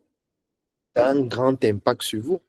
De vous intéresser à la plomberie. Peut-être il y a un gène au plus profond de vous qui permet que vous puissiez mieux vous développer dans le domaine de la plomberie. Peut-être il y a des aptitudes, il y a des prédispositions par rapport à l'activité que représente la plomberie que vous avez, mais que vous ne connaissez pas. Parce que vous méprisez cette activité. Donc, du coup, vous dites, ah, dans la plomberie, c'est quoi? Il y a des gens qui deviennent milliardaires avec la plomberie. Eh oui, vous pouvez venir apporter une innovation dans la plomberie, une nouvelle façon de concevoir la plomberie. Mais, étant donné que vous ne faites pas ce travail au plus profond de vous-même, vous ne comprenez pas. Est-ce qu'il y a des personnes qui sont riches dans votre famille? Si oui, elles sont devenues riches dans quel domaine? Elles se sont enrichies dans quel secteur d'activité? Elles se sont enrichies dans ce secteur d'activité. Est-ce qu'elles sont accessibles? Si oui, allez les rencontrer. Pas pour demander de l'argent, mais pour savoir comment elles ont procédé. Quelles sont les difficultés qu'elles ont rencontrées? Quels sont les échecs auxquels elles ont eu à faire face? Voilà votre travail qui va vous permettre d'identifier vos talents. Donc, identifier un talent que vous avez ne se limite pas seulement aux connaissances acquises à l'école, ne se limite pas seulement à ce que vous connaissez déjà, ne se limite pas seulement à l'expérience que vous avez parce que vous avez travaillé pendant 2 ans dans telle entreprise. Ne se limite pas seulement à ce que les gens disent de vous, parce que ce que les gens disent de vous peut aussi vous permettre de comprendre que vous avez un talent dans un domaine, c'est possible. Et que régulièrement, on vous sollicite pour quelque chose. Régulièrement, les gens viennent vous contacter pour vous demander conseil par rapport à certaines choses. C'est aussi un moyen de savoir si vous avez un talent dans un domaine, parce que les gens le reconnaissent. Les gens voient en vous quelqu'un qui sait le faire. Et c'est pour ça que ces gens viennent vers vous pour vous demander de pouvoir les accompagner à le faire. C'est aussi une façon de l'identifier. Mais ce n'est pas la seule façon. L'une des meilleures façons, bien sûr complémentaire aux autres, c'est de faire votre arbre généalogique, de connaître l'histoire de votre famille, de savoir ce qu'il y a dans votre famille et que de manière inconsciente, vous avez au plus profond de vous et que vous n'avez pas encore suffisamment creusé pour découvrir cela. Donc, vous allez le faire avec votre famille maternelle, vous allez le faire avec votre famille paternelle, le maximum que vous pouvez. Maintenant, si vous n'avez pas de parents, vous ne connaissez pas votre père, vous ne connaissez pas votre mère, vous êtes un orphelin, voilà, vous êtes tombé du ciel comme ça, on vous a ramassé dans un bac à ordures et du coup, vous ne connaissez pas votre lignée. Donc, vous ne pouvez pas facilement faire cet exercice-là. Ce que vous allez donc faire, c'est déjà de comprendre que vous êtes un Africain. Au moins, ça, c'est sûr. Vous n'êtes pas un blanc. On est d'accord. On t'a ramassé dans la poubelle, mais tu étais un noir. Tu n'es pas devenu blanc. Donc, tu es un noir. Donc, tu es un Africain. Donc, si tu es un Africain, ça veut dire au moins que tes parents étaient des Africains. On va juste aller de manière logique. Tu ne connais pas ton père, d'accord. Tu ne connais pas ta mère, ok. Quand on te demande ton histoire, tu racontes que tu étais orphelin. D'abord, on s'en fout que tu sois orphelin. Je ne pense pas que c'est en disant que tu es orphelin qu'on va être ému. Et qu'on va dire, ouais, et donc le c'est un orphelin. Non, on s'en fout. L'orphelin doit travailler plus que les autres parce qu'il est déjà orphelin. Donc, il doit se battre plus que tout le monde. Les autres, au moins, ont leur père, ont leur mère, ont leur famille. Donc, même si ça cuit n'importe comment, ils peuvent appeler leur père. Toi, tu es un orphelin et tu es en train de t'amuser. Tu t'amuses alors que tu es un orphelin. Tu es devenu fou. Si les autres travaillent pendant 2 heures, toi, tu dois travailler 5 heures. Si les autres travaillent 10 heures, toi, tu dois travailler 20 heures. Si les autres dorment 5 heures, tu dois dormir 1 heure parce que tu es un orphelin. Sauf qu'aujourd'hui, l'orphelin est devenu celui-là qui utilise ça pour devenir mendiant. C'est ce qui est terrible. L'orphelin, tous les temps, il dit, je suis un orphelin. Et ça fait quoi? Tu es orphelin et ça fait quoi? Tu es fou. Tu vois que c'est parce que tu es orphelin qu'on va t'aider pour rien? Non. Tu vas souffrir, mon petit, plus que tous les autres. On va même te rendre la tâche plus difficile. Si ça ne dépendait que de moi, on ne donne rien aux orphelins. Si ça ne dépendait que de moi, qu'un don aux orphelins. Et bon, c'est pour ça que je dis souvent, je suis trop radical, donc voilà. C'est un peu ça. Mais si ça ne dépendait que de moi, les trucs qu'on fait, on ne pas donner le riz aux orphelins. On leur donne la sardine, là, je prends ça et je jette dans l'eau. Pour faire nourrir les poissons, au lieu de nourrir les orphelins paresseux. Tout ce qu'on peut offrir à un orphelin, c'est l'éducation. Oui, si tu veux offrir de l'éducation aux orphelins, on encourage. Si tu veux former les orphelins à fabriquer des produits pour développer des activités, on encourage. Si tu veux faire en sorte que les orphelins bénéficient des programmes comme ce programme que nous sommes en train de faire, afin qu'après ce programme, maximum 30 jours après, ils puissent développer une activité partant de leur talent pour commencer à gagner 500 par jour, 1000 francs, 2000, 5000, on encourage. Mais si c'est pour dire qu'on va lui donner la sardine, on va lui donner le riz, là, non. On va nourrir les poissons, c'est mieux. S'il ne veut pas la connaissance, on ne donne rien. Tout ce qu'on peut lui donner, c'est un plat de riz de temps en temps. Et on lui fait comprendre que tu es un orphelin, tu dois manger 1 fois par jour. Tu ne peux pas manger 3 fois par jour. Tu es un orphelin, tu manges 3 fois par jour, comment? Comment un orphelin, il a le petit déjeuner, le dîner, comment?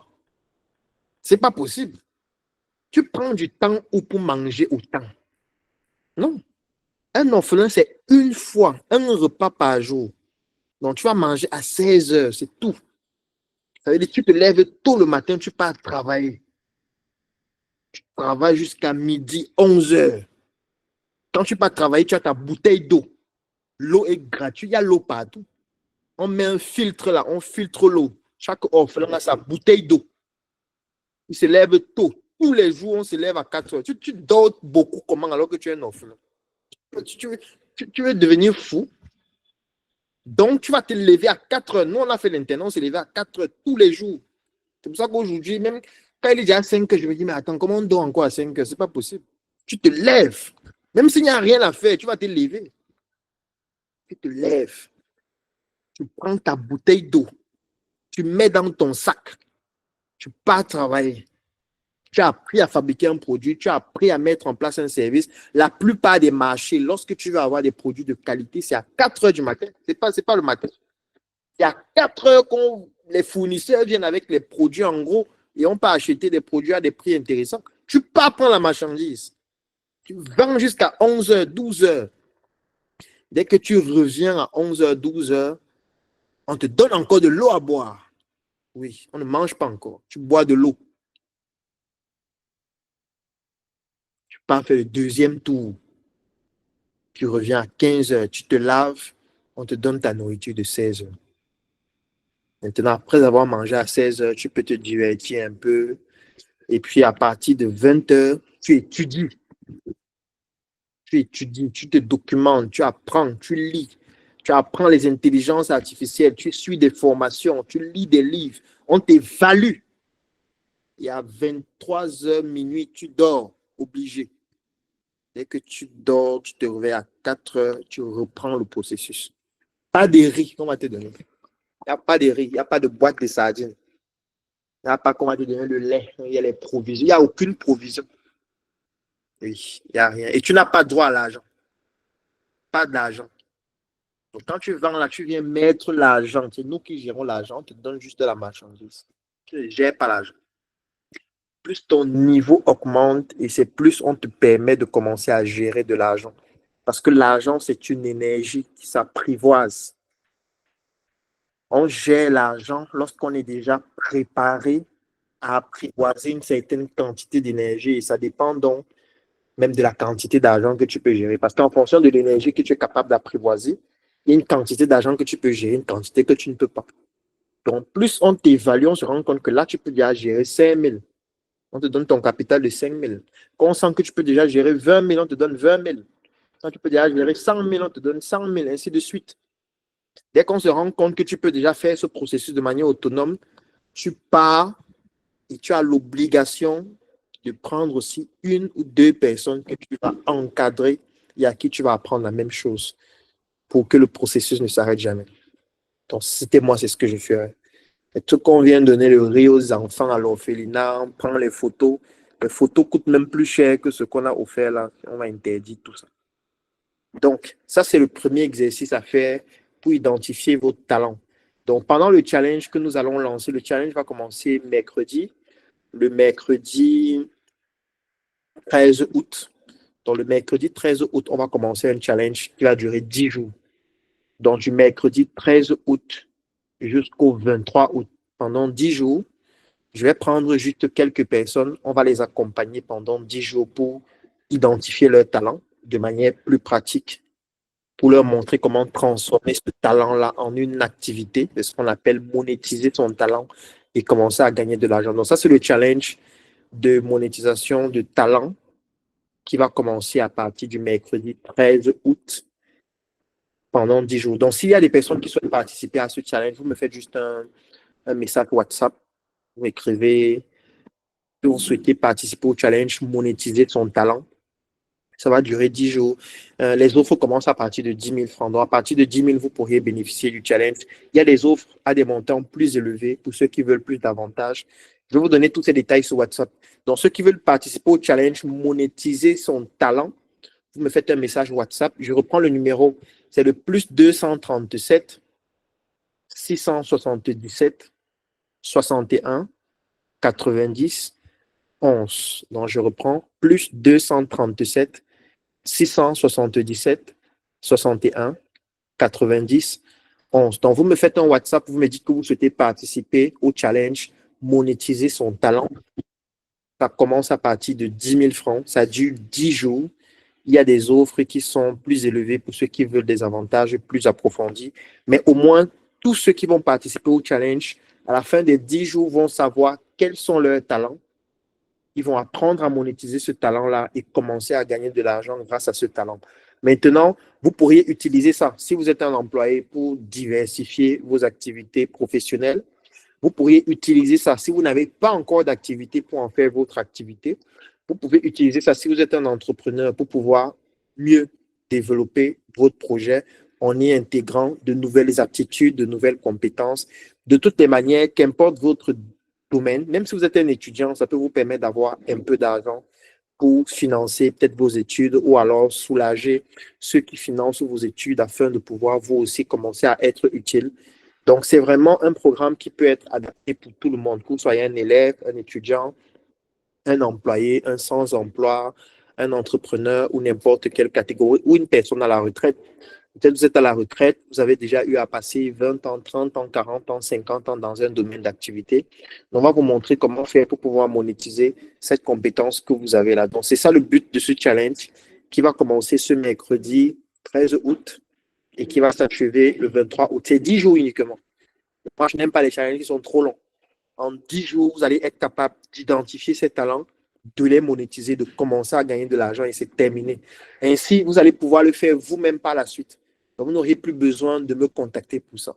Après les 10 jours, vous sauriez déjà comment est-ce qu'on identifie un talent, comment est-ce qu'on le monétise. Vous pourriez faire le même exercice pour d'autres talents que vous avez. Vous pourriez le faire avec d'autres personnes, c'est-à-dire accompagner d'autres personnes à le faire pour que ça ne s'arrête pas, pour que ça puisse toucher le maximum de personnes dont bénéficier. Vous me faites juste un WhatsApp. Je souhaite bénéficier du challenge, monétiser son talent sur WhatsApp. Et puis, je vais vous permettre de bénéficier des différentes offres que nous mettons à votre disposition. À la fin de cette conférence, je vais aussi envoyer les informations dans le groupe afin que ceux peut-être qui n'ont pas pu suivre en direct puissent eux aussi avoir l'information et bénéficier du challenge. Donc ça, c'était le premier point sur comment identifier son talent. Comme je l'ai dit, la conférence a 2 étapes. Il y a identifier son talent et enfin monétiser le talent qu'on a pu identifier. Je vous ai donné les exercices à faire en fonction de l'arbre généalogique et de pouvoir identifier aussi tout ce qui tourne autour de vous et qui pourrait vous permettre de savoir le talent que vous avez. J'ai pris l'exemple avec les personnes qui vous apprécient. Il y a parfois des personnes qui vous apprécient, des personnes qui vous sollicitent régulièrement pour bénéficier d'un certain type de service. Sachez que si on vous sollicite régulièrement pour bénéficier d'un service que vous offrez, même si les gens ne payent pas pour ça, ça veut dire qu'ils reconnaissent en vous un talent. Donc, il ne faut pas négliger cet aspect-là. Il y a aussi le fait de travailler et d'oublier de manger. Ça, c'est aussi un indicateur qui montre que vous avez un certain talent. C'est que si vous pratiquez une activité au point où, en pratiquant cette activité, vous oubliez de manger, au point où vous sursautez en vous disant « Waouh, je n'ai pas mangé depuis le matin ». Ça veut dire que l'activité que vous êtes en train de pratiquer, vous y avez un certain talent.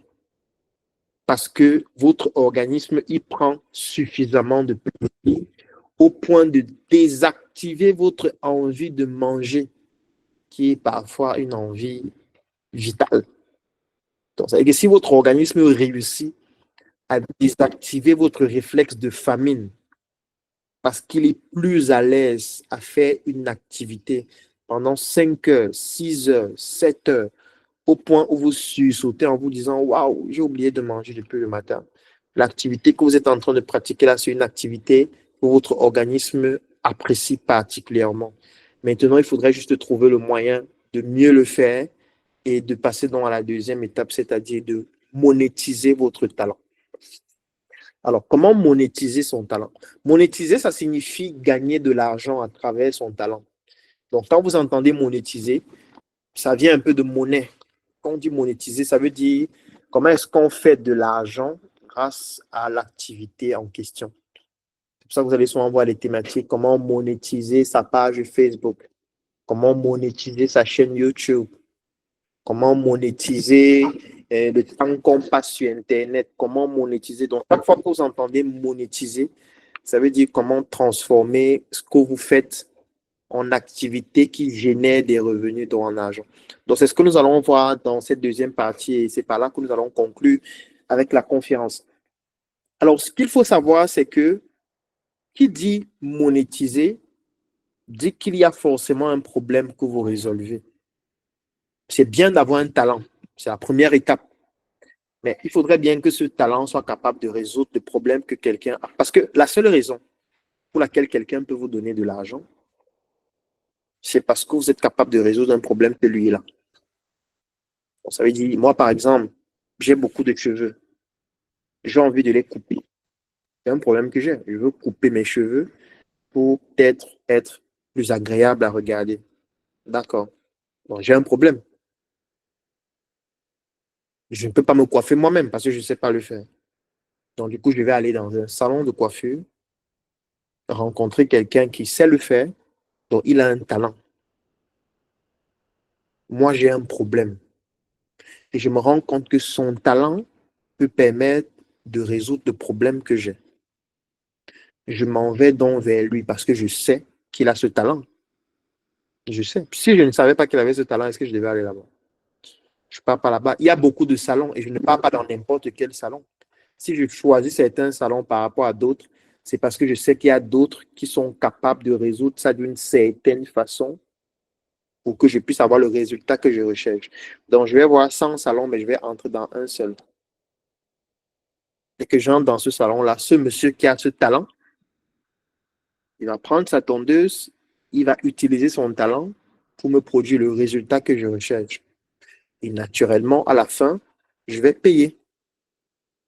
Je vais lui faire un dépôt. Je vais lui donner de l'argent en cash. Parfois, je vais ajouter un pourboire. C'est la seule chose qui peut faire en sorte que je te donne de l'argent. Ça veut dire que tu as identifié ton talent déjà, mais tu ne t'es pas arrêté à identifier ton talent. Tu as fait le nécessaire pour que je sois au courant que tu as ce talent.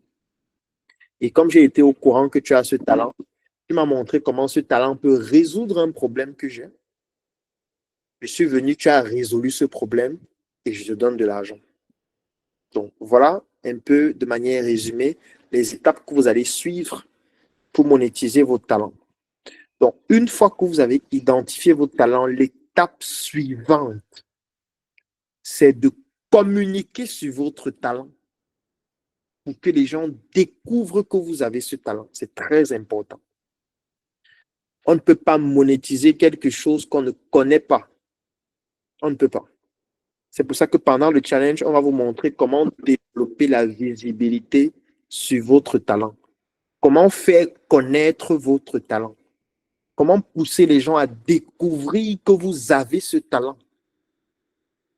Parce que comment est-ce qu'ils vont faire pour vous donner de l'argent s'ils ne connaissent pas que vous avez ce talent? Ce n'est pas possible.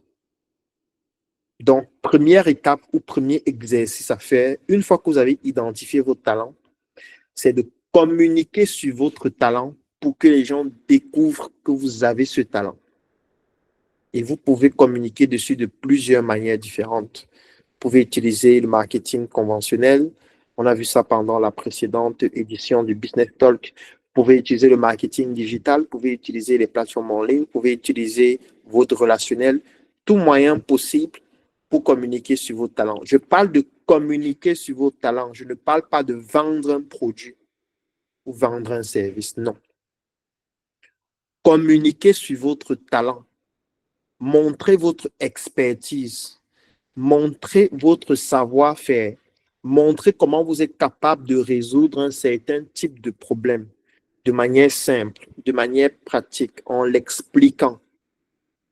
Comme actuellement, je suis en train de faire une conférence, je vous explique comment identifier un talent, comment monétiser ce talent. Je suis en train de l'expliquer. Je peux aussi le faire de manière pratique. C'est ce qu'on va faire pendant le challenge parce que je sais le faire. Donc, je partage mon expertise avec vous. Maintenant, ceux qui souhaitent bénéficier de mon expertise pourront en bénéficier en me contactant pour dire Claudel, je souhaite participer au challenge monétiser son talent. Mais s'ils m'écrivent sur WhatsApp pour dire je souhaite participer au challenge monétiser son talent, c'est parce que j'ai d'abord partagé mon talent. J'ai fait connaître mon talent à travers des vidéos, à travers des textes, à travers des conférences comme celle-ci, à travers plusieurs types d'événements. Donc, j'ai fait en sorte que les gens sachent que j'ai ce talent. La première étape, il faut que les gens sachent que tu as ce talent. Donc, tu vas mettre en place tout le nécessaire qui permet de communiquer sur ton talent. Je parle du talent, je ne parle pas des produits. Parce que l'erreur que les gens commettent ici souvent, c'est de communiquer sur les produits. Il ne s'agit pas de communiquer sur des produits. Il s'agit de communiquer sur vos talents. de montrer comment vous résolvez des problèmes. Ne parlez pas de produits au début. Pas de produits. Ne dites pas que je propose ceci, non. Je prends un exemple. Régulièrement, si vous êtes sur les réseaux sociaux, vous allez voir par exemple un coiffeur. Je reviens sur l'exemple du coiffeur. Quelqu'un arrive au salon de coiffure avec des cheveux bizarres, il coiffe la personne et puis il montre le résultat à la fin. Mais il ne dit pas, si vous voulez vous coiffer, venez, il va vous coiffer. Non. Il vous montre son talent. Vous voyez comment la personne était avant et comment la personne est après. Qu'est-ce que ça fait? Ça suscite en vous une certaine envie, surtout si vous avez ce problème. Vous allez dire, waouh, ce qu'il est en train de proposer là, moi j'ai ce problème, il faut que j'aille dans ce salon de coiffure. Vous voyez qu'on ne parle pas d'un produit. Parfois, pendant qu'on est en train de coiffer la personne, on utilise certains produits. Et que pendant qu'on coiffe, on prend un produit, on utilise, on prend un deuxième, un troisième.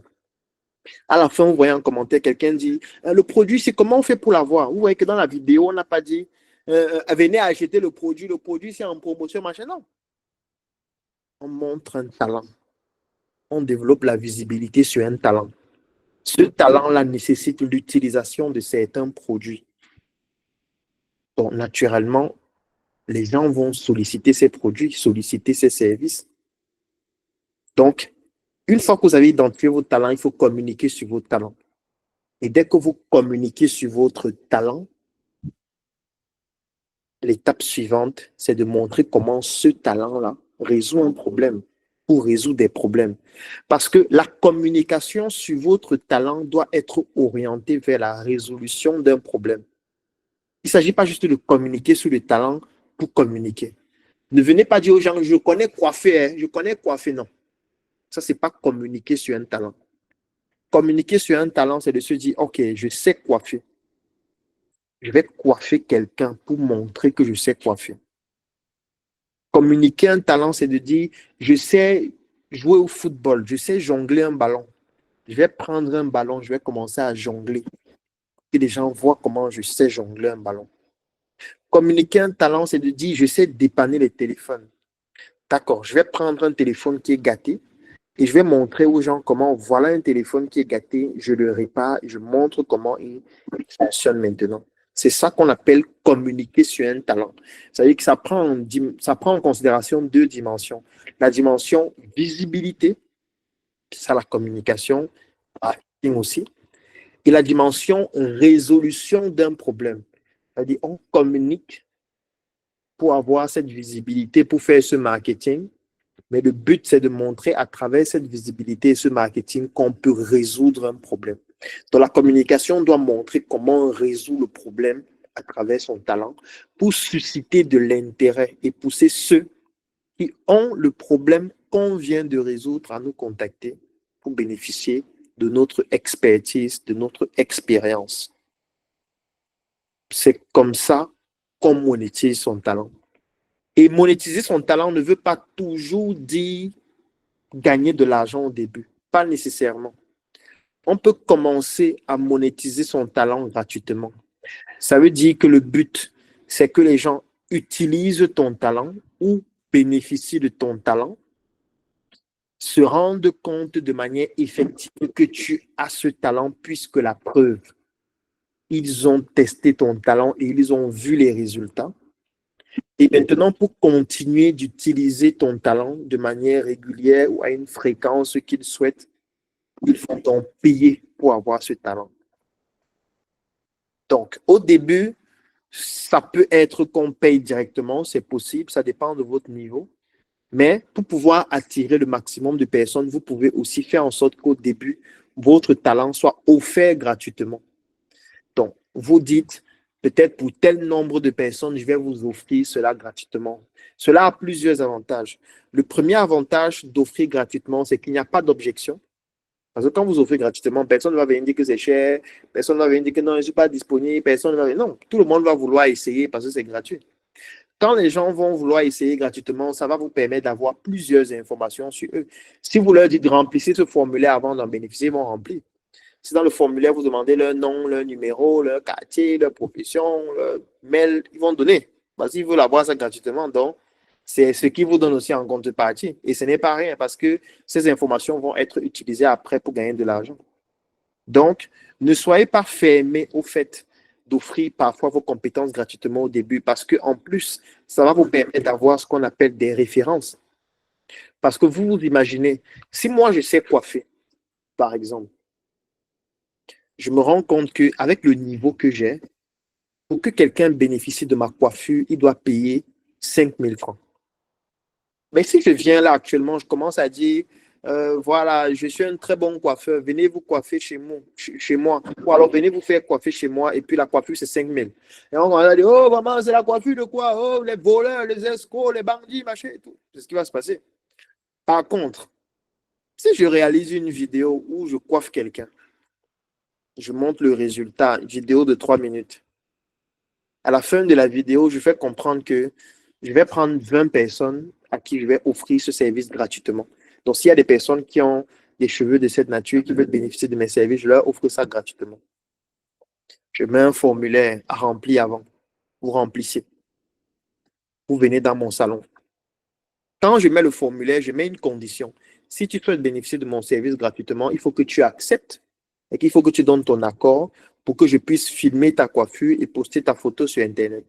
Si tu refuses, je ne te coiffe pas. Ceux qui acceptent donc, je leur donne un rendez-vous. Ils viennent, ou alors je peux aller à domicile. Je m'en vais à domicile, je les coiffe et on filme. Quand j'aurais fait ça avec 20 personnes, qu'est-ce qui va se passer? Ça fait déjà un contenu de lundi à vendredi pendant un mois. Parce que si j'ai coiffé 20 personnes, ça veut dire que j'ai 20 vidéos et que j'ai des images de 20 personnes que je suis en train de coiffer. Donc, si j'ai une page sur Facebook, par exemple, où je fais des contenus de lundi à vendredi, ou alors 5 contenus par semaine, au bout de 4 semaines, ça fait 20 contenus. Donc, je viens d'avoir des contenus que je vais publier pendant un mois. Et s'il vous plaît, ce sont des contenus qui ont une particularité très importante. On appelle ça des preuves sociales. Parce que pendant un mois, tous les jours, je vais montrer comment je suis en train de coiffer quelqu'un, le avant et le après. Et qu'est-ce qui va se passer? Ce qui va se passer, c'est que quand quelqu'un va venir sur ma page lundi, il voit le contenu d'une personne que j'ai coiffée.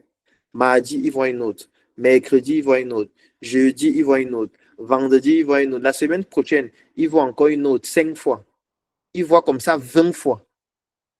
La première chose qui va se dire, c'est, ça veut dire que il y a beaucoup de gens qui aiment les services de ce monsieur, puisque régulièrement, je vois beaucoup de personnes bénéficier de ces services. La deuxième chose, c'est que ça fait plusieurs variétés de vidéos. Donc, ça veut dire que ce n'est pas le hasard. Ce n'est pas comme s'il avait pris une personne, il a fait du hasard. Non. On se rend compte qu'avec plusieurs personnes différentes, le contenu et de qualité, ils coiffent vraiment bien. La troisième chose, c'est que ces gens-là, s'ils partent là-bas, ça veut dire qu'ils lui font confiance. Donc, moi aussi, je peux lui faire confiance. Et la dernière chose, c'est que si vous voulez donc faire de la publicité, vous allez facilement avoir des clients parce que là, vous n'êtes pas en train de faire de la publicité, de venir vous faire coiffer chez moi. Non, vous êtes en train de faire de la publicité qui montre comment vous êtes en train d'améliorer l'apparence d'une personne à travers votre talent. Et ce n'est pas seulement une personne, c'est 20 personnes. Donc, ces 20 personnes-là vont vous permettre d'avoir plusieurs autres personnes, mais ce n'est pas tout. Parce que, étant donné que vous avez déjà la base de données de ces 20 personnes, vous pourriez les contacter à une certaine fréquence. Par exemple, une fois par mois, vous les poussez à revenir se faire coiffer, mais cette fois de manière payante. Parce que vous avez leur contact, puisqu'ils ont rempli le formulaire. Vous avez leur nom, vous avez leur numéro. Parfois, vous êtes allé les coiffer à domicile, donc vous connaissez où ils habitent. Vous vous familiarisez avec eux. Vous avez enregistré leur numéro dans votre téléphone. Tous les jours, ils voient vos statuts sur WhatsApp. Qu'est-ce que vous publiez en statut? Vous publiez les statuts des gens que vous êtes en train de coiffer. Chaque matin, sur vos statuts, vous mettez la vidéo de quelqu'un que vous coiffez. Donc, celui que vous avez coiffé avant, là, tous les jours, sur vos statuts, il voit comment vous êtes en train de coiffer d'autres personnes. Quand il aura envie de se faire coiffer, il va faire quoi? Il va vous contacter. Regarde, je veux venir me faire coiffer. Est-ce que je peux venir aujourd'hui ou demain? Parce que vous avez offert ça gratuit au début. Donc, ne vous dites pas toujours que pour monétiser mon talent, je dois forcément demander aux gens de payer au début. Pas nécessairement. On peut monétiser son talent gratuitement pour une période afin de mieux se faire connaître, afin de mieux montrer à quel point on a réellement ce talent, afin d'avoir des preuves sociales, afin d'avoir des témoignages, afin d'avoir des contenus, photos, vidéos, articles. On peut rédiger un texte pour présenter chaque client. et que ce client, si lui, son problème, c'était le suivant, la difficulté avec sa coiffure, c'est qu'il fallait faire ça. Donc, j'ai dû faire ça, mettre tel produit, machin et tout. Et ça ne s'arrête pas la coiffure. Parce que quand vous coiffez quelqu'un, si vous vous rendez compte que la personne a les boutons, qu'est-ce qui se passe? Vous pouvez lui recommander un produit qui sera aussi payant. Parce que si la coiffure, c'est 5 000, peut-être il va acheter le produit à 5 000 aussi ou plus. Vous pouvez lui recommander un soin à faire qui peut coûter 15 000, 20 000. Vous pouvez lui recommander une prise en charge qui coûte plus cher. Vous pouvez lui recommander une série de soins à faire sur 6 semaines. Donnez partie d'une coiffure, mais pendant la coiffure, vous pouvez découvrir d'autres choses qui font en sorte que vous proposez d'autres produits et d'autres services complémentaires. Parce que vous avez commencé gratuitement. Donc, monétiser son talent, c'est ça. Un, visibilité sur son talent. Donc, on communique sur son talent pour pouvoir faire connaître son talent et pour pouvoir faire du marketing de son talent. Deux, on montre le problème qu'on résout. Trois, si possible, on commence gratuitement afin de pouvoir avoir des preuves sociales, afin de pouvoir avoir des contenus à produire, afin de pouvoir avoir suffisamment d'éléments qui permettent de crédibiliser vos talents et d'avoir de nouveaux clients. Donc, c'est tout cela que nous allons voir de manière pratique pendant le challenge de 10 jours qui va commencer ce mercredi 13 août, qui va s'appeler Monétiser son talent. Donc, pendant 10 jours, je vais accompagner tous ceux qui souhaitent participer à ce challenge. Le challenge sera en 2 étapes. Dans la première étape, on va identifier vos talents de manière pratique. Chaque jour, je vais donner un exercice à faire. Vous allez faire, vous allez m'envoyer le rendu, je vais corriger de telle sorte que je me rassure que chacun comprend et connaît déjà quel est le talent qu'il a et sur lequel on va travailler. Et dans la deuxième phase de l'exercice, on va maintenant commencer la monétisation de ce talent-là. Donc, on va communiquer dessus. Pour certaines offres, je vais vous aider à communiquer dessus sur nos plateformes en ligne, dans nos groupes, sur nos statuts, au niveau de nos bases de données. Et aussi, l'objectif sera donc de pouvoir parfois offrir ce talent gratuitement. Donc, on va vous aider à concevoir une offre gratuite pour présenter votre talent. Il peut s'agir d'un produit, d'un service numérique, d'un produit numérique. Ça va dépendre du talent en question. Et le but est qu'à la fin du challenge, chacun puisse non seulement connaître quel est le talent sur lequel il va travailler, qu'il ait déjà eu à communiquer sur ce talent, qu'il ait déjà eu à avoir des prospects et à commencer à générer de premières ventes avec son talent. Donc ça, c'est le but du challenge qui va commencer ce mercredi 13 août et qui va s'étendre sur 10 jours. Donc, on va terminer le 23 août. Donc, toutes les personnes qui souhaitent participer au challenge Monétiser son talent, je vous ai donné la conduite à tenir. Vous me faites un message sur WhatsApp. Le numéro, c'est le plus 237 677 61 90 11. Donc, quand vous m'écrivez sur WhatsApp en inbox, vous me dites, je souhaite participer au challenge Monétiser son talent. Je vais vous donner les détails. Ça commence à partir de 10 000 francs. Il y a d'autres offres pour des personnes qui souhaitent avoir les avantages plus avancés. Mais à partir de 10 000, vous allez bénéficier du challenge pendant les 10 jours. Donc, voilà ainsi présenté la thématique du jour. Je résume de manière récapitulative ce que nous avons présenté. Donc, je vous ai montré comment identifier son talent avec les exercices à faire. Ensuite, je vous ai montré comment monétiser son talent, les différentes étapes et les exercices à faire. Et je vous ai présenté enfin le challenge Monétiser son talent qui va commencer ce mercredi 13 août et qui va durer 10 jours, qui va vous permettre donc de manière pratique, avec mon accompagnement continu et de manière quotidienne, à pouvoir identifier vos talents, monétiser ce talent et au bout de 10 jours, commencer à développer une activité ou alors faire en sorte que cette activité devienne complémentaire à votre travail ou à votre projet entrepreneurial, ou alors que ça devienne même votre activité principale si vous n'avez pas de métier actuellement et que vous puissiez donc le faire de manière continue. J'espère que cette conférence vous aura été utile. J'espère que vous avez pu comprendre parce que le principe des business talks en ligne, c'est que ce ne soit pas très long. Donc, en général, en maximum 2 heures de temps, vous devez être capable de comprendre le thème, de pouvoir comprendre les exercices à faire, de savoir directement les actions que vous pourriez implémenter juste à la fin. Parce que comme je vous ai dit, quand vous suivez une conférence comme celle-ci, maximum 24 heures après, vous devez appliquer au moins une chose. C'est le meilleur moyen de retenir et d'être efficace. Vous ne dites pas que vous allez faire ça la semaine prochaine, c'est trop long. Donc, dès qu'on va terminer avec la conférence maintenant, dès ce soir, commencez à appliquer l'une des choses qu'on a vues aujourd'hui. Vous avez noté certainement certaines choses. Il y a peut-être d'autres aspects que vous n'avez pas maîtrisés, mais au moins ce que vous avez compris, commencer à appliquer. Ça peut être l'arbre généalogique, ça peut être de pouvoir faire ce voyage au plus profond de vous-même sans vous mentir pour pouvoir identifier quels sont vos talents. Ça peut être que vous connaissez déjà vos talents. Vous passez directement à la phase de monétisation. Vous expliquez comment faire. Ça peut être que vous voulez participer au challenge. Vous me faites un WhatsApp ce soir pour qu'on le fasse rapidement, pour que je vous inscrive et que vous puissiez faire partie de ce que je vais retenir pour faire partie du challenge. Donc, n'hésitez pas. N'attendez pas. C'est pas quelque chose qu'il faut faire après.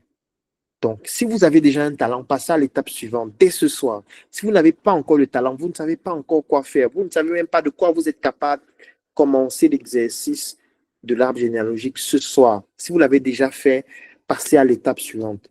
Ne procrastinez pas. Ne procrastinez pas. Ne faites pas plus de 24 heures avant d'appliquer l'une des choses que nous avons vues aujourd'hui. Sinon, ça va disparaître totalement. Donc, moi, je vous suggère vraiment de pouvoir le faire. Si vous connaissez quelqu'un qui pourrait avoir besoin de ce type de connaissances, parce que peut-être vous suivez, mais peut-être tout ce que je dis, vous connaissez déjà, vous avez déjà appliqué ça, ça fonctionne déjà chez vous, mais peut-être il y a quelqu'un qui peut en avoir besoin, partagez-lui la connaissance. Demain, je vais envoyer le replay de cette conférence dans le groupe. Partagez-lui le lien. Faites en sorte que la personne adhère à l'un de nos groupes, à notre chaîne, pour que la personne ait aussi accès à ce type de connaissances-là. Si pour vous, ça ne vous est pas utile, au moins partagez cela à quelqu'un. Si le challenge ne vous est pas utile et vous pensez qu'il y a quelqu'un qui peut en avoir besoin, ça peut être votre partenaire, ça peut être votre ami, ça peut être votre frère, ça peut être n'importe qui. Faites en sorte que la personne participe à ce challenge. Si un de nos produits ou de nos services, vous sentez qu'il y a quelqu'un qui peut en avoir besoin, recommandez. Parce que c'est aussi ça, la gratitude. Parce que moi, j'ai appris et je partage ce que j'ai appris pour que vous puissiez en bénéficier. Vous aussi, ce que vous avez appris, partagez avec d'autres. Peut-être qu'ils ne savent pas que ça existe, peut-être qu'ils en ont besoin, mais qu'ils ne savent pas comment procéder. Peut-être qu'ils veulent, qu'ils connaissent, mais qu'ils n'ont pas les moyens de le faire. Donc, permettez à d'autres personnes d'en bénéficier, même si vous-même directement, vous n'en avez pas besoin. C'est aussi ça, grandir, développer son aura, développer sa gratitude pour pouvoir être plus puissant sur le plan spirituel. Donc, j'ai beaucoup parlé de la spiritualité dans le monde des affaires pendant la deuxième édition, donc je ne vais pas revenir dessus. Je vais terminer cette conférence juste avec quelques informations d'actualité. Donc, la première actualité, comme je le disais, c'est le Niro Facebook Challenge qui a commencé hier. Et pour pouvoir s'inscrire, c'est maximum jusqu'à mardi. Donc, s'il y a des personnes qui souhaitent encore rejoindre le Niro Facebook Challenge, vous me faites simplement un message WhatsApp. Vous me dites que vous souhaitez participer au Niro Facebook Challenge. Je vais vous donner toutes les informations pour que vous puissiez nous rejoindre au plus tard mardi. Parce que le challenge a commencé hier. Il va durer 15 jours. Donc, après mardi, on ne pourra plus intégrer personne parce que le challenge sera déjà très avancé. Le Niro Facebook Challenge vous permet d'avoir une carte virtuelle gratuite. Et cette carte-là vous permet donc de pouvoir faire de la publicité sur Facebook. Et on vous accompagne donc à pouvoir faire cette publicité. Comment créer des contenus, comment faire de la publicité, comment avoir vos premiers prospects, comment avoir vos premiers clients. Donc ça, c'est le but du Niro Facebook Challenge. Monétiser son talent, c'est un challenge qui va commencer le mercredi 13 août. Et c'est un challenge qui concerne uniquement les personnes qui souhaitent identifier leur talent et transformer leur talent en argent. Donc, ça concerne des employés qui voudraient avoir une activité complémentaire à leur activité principale.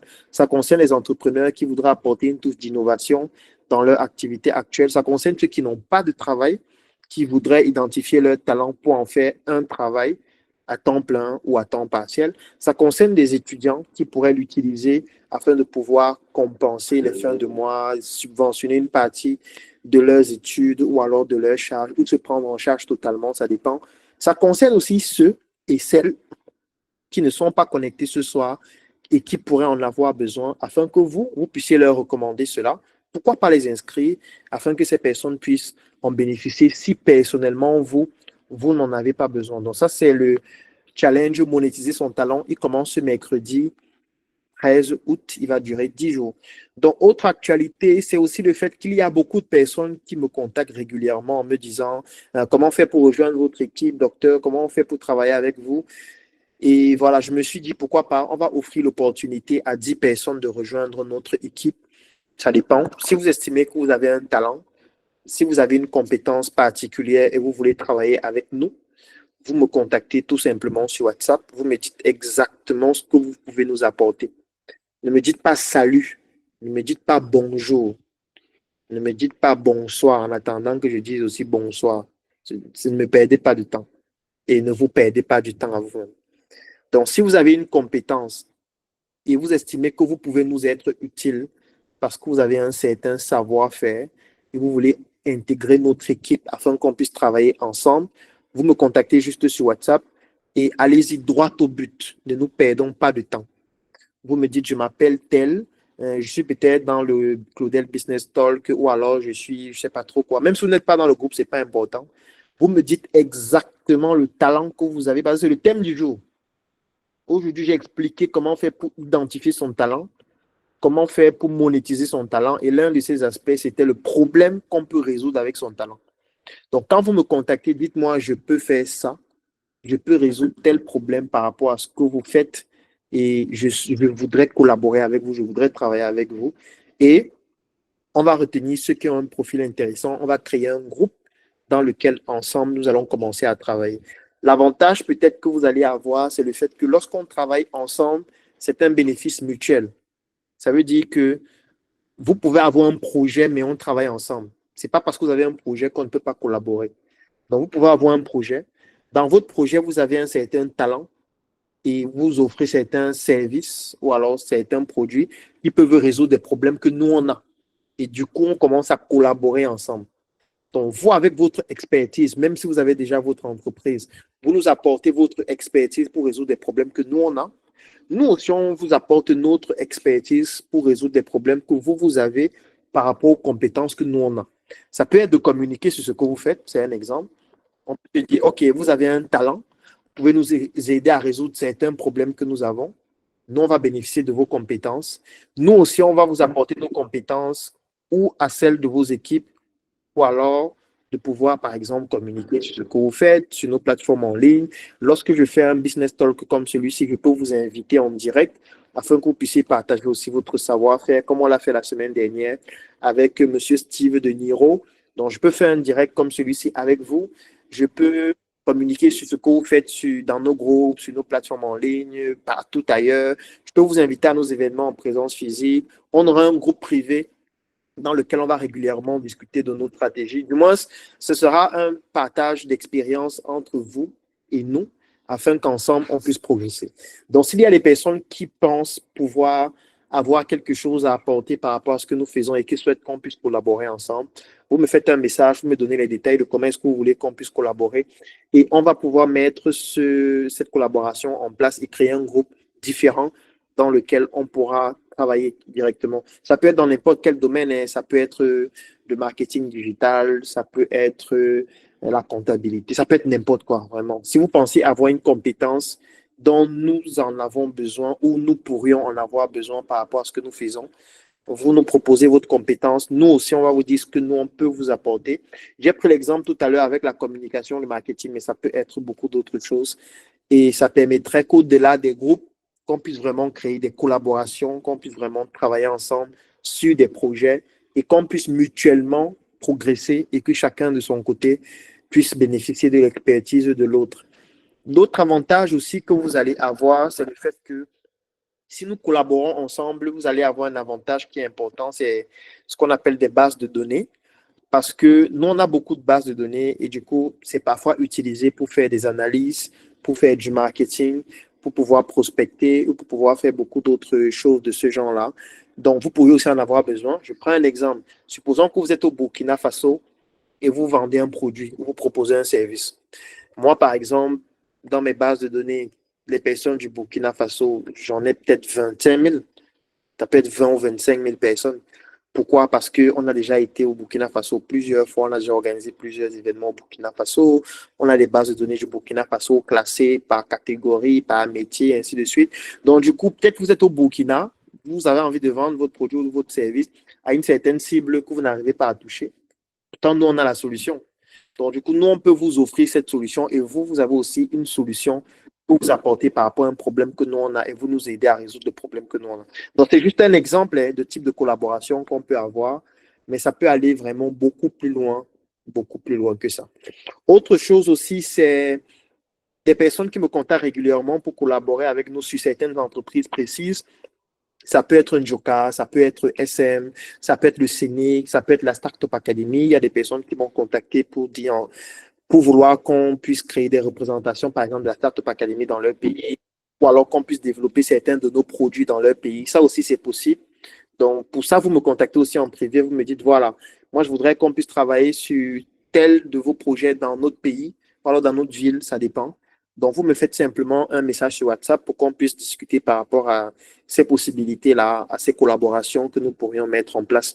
Parce que moi, je dis toujours, il ne faudrait pas que travailler ensemble soit seulement un concept.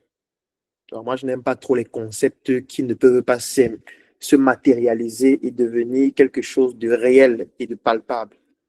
Donc, pour moi, je me dis, on a créé des groupes, c'est bien. On partage des chroniques régulièrement, c'est bien. On fait des événements comme celui-ci chaque semaine, c'est bien. Mais si ça ne se matérialise pas par des collaborations beaucoup plus importantes, des projets sur lesquels on travaille, vos projets pour lesquels on vous accompagne à les améliorer, comme on le fait à travers nos différentes conférences, et que vous aussi, vous puissiez nous apporter votre savoir-faire. Voilà, je trouve que ce n'est pas très utile sur le long terme. Moi, je voudrais qu'après 6 mois, après un an, je puisse dire, il y a monsieur Abdul Karim qui est membre du Claudel Business Talk. Il a participé à nos événements pendant 2, 3 mois. Il était dans tel secteur d'activité. Aujourd'hui, avec notre collaboration et avec son savoir-faire, on a pu créer un projet où on a pu l'accompagner à passer à un autre niveau. Il y a par exemple Abdoulaye qui était dans tel secteur d'activité, dans tel pays. On a pu travailler avec lui aujourd'hui, là, à tel niveau. Moi, c'est ce que je veux qu'on réalise. C'est pas juste qu'on soit en train de faire les conférences, les...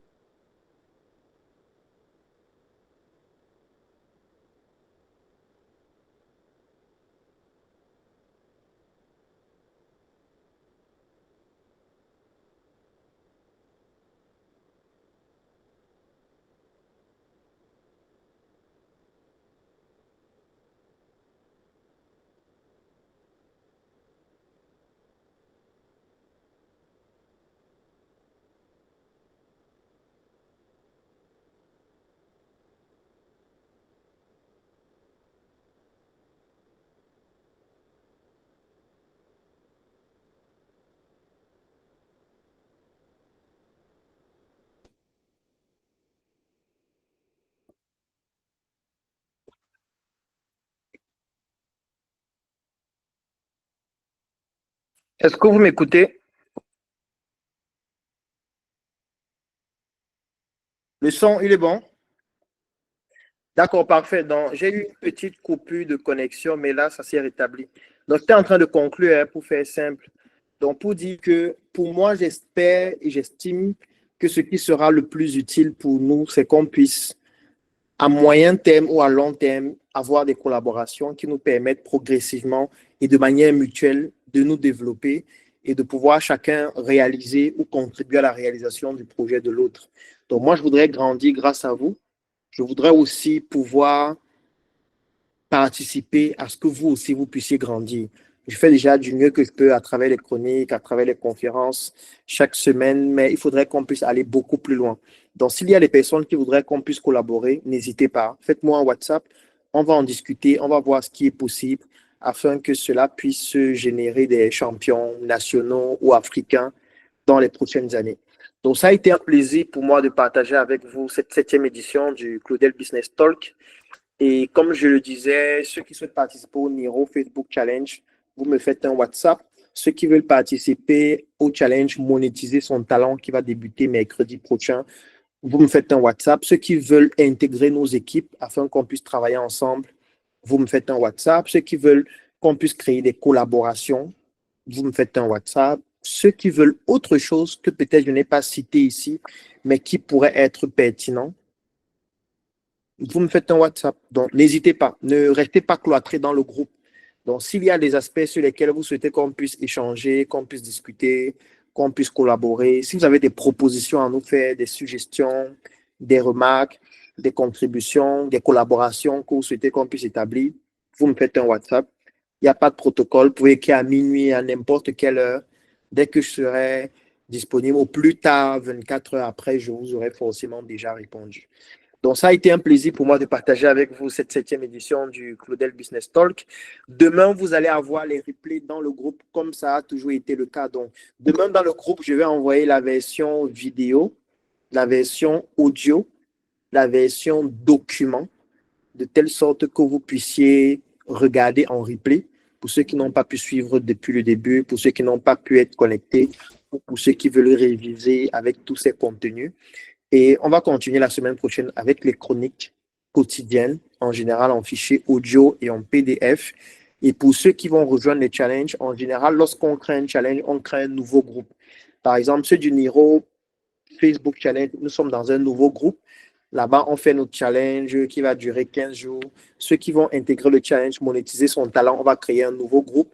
Et ces nouveaux groupes, en général, ils sont ouverts parce que ça permet à ce que tout le monde puisse interagir, poser des questions et qu'on puisse voir comment chacun progresse dans son projet. Mais ça n'empêche pas que si vous souhaitez qu'on puisse échanger sur un sujet, vous me faites simplement un WhatsApp.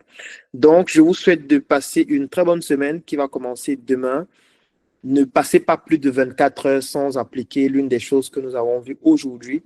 Ça va être efficace pour vous si vous le faites rapidement.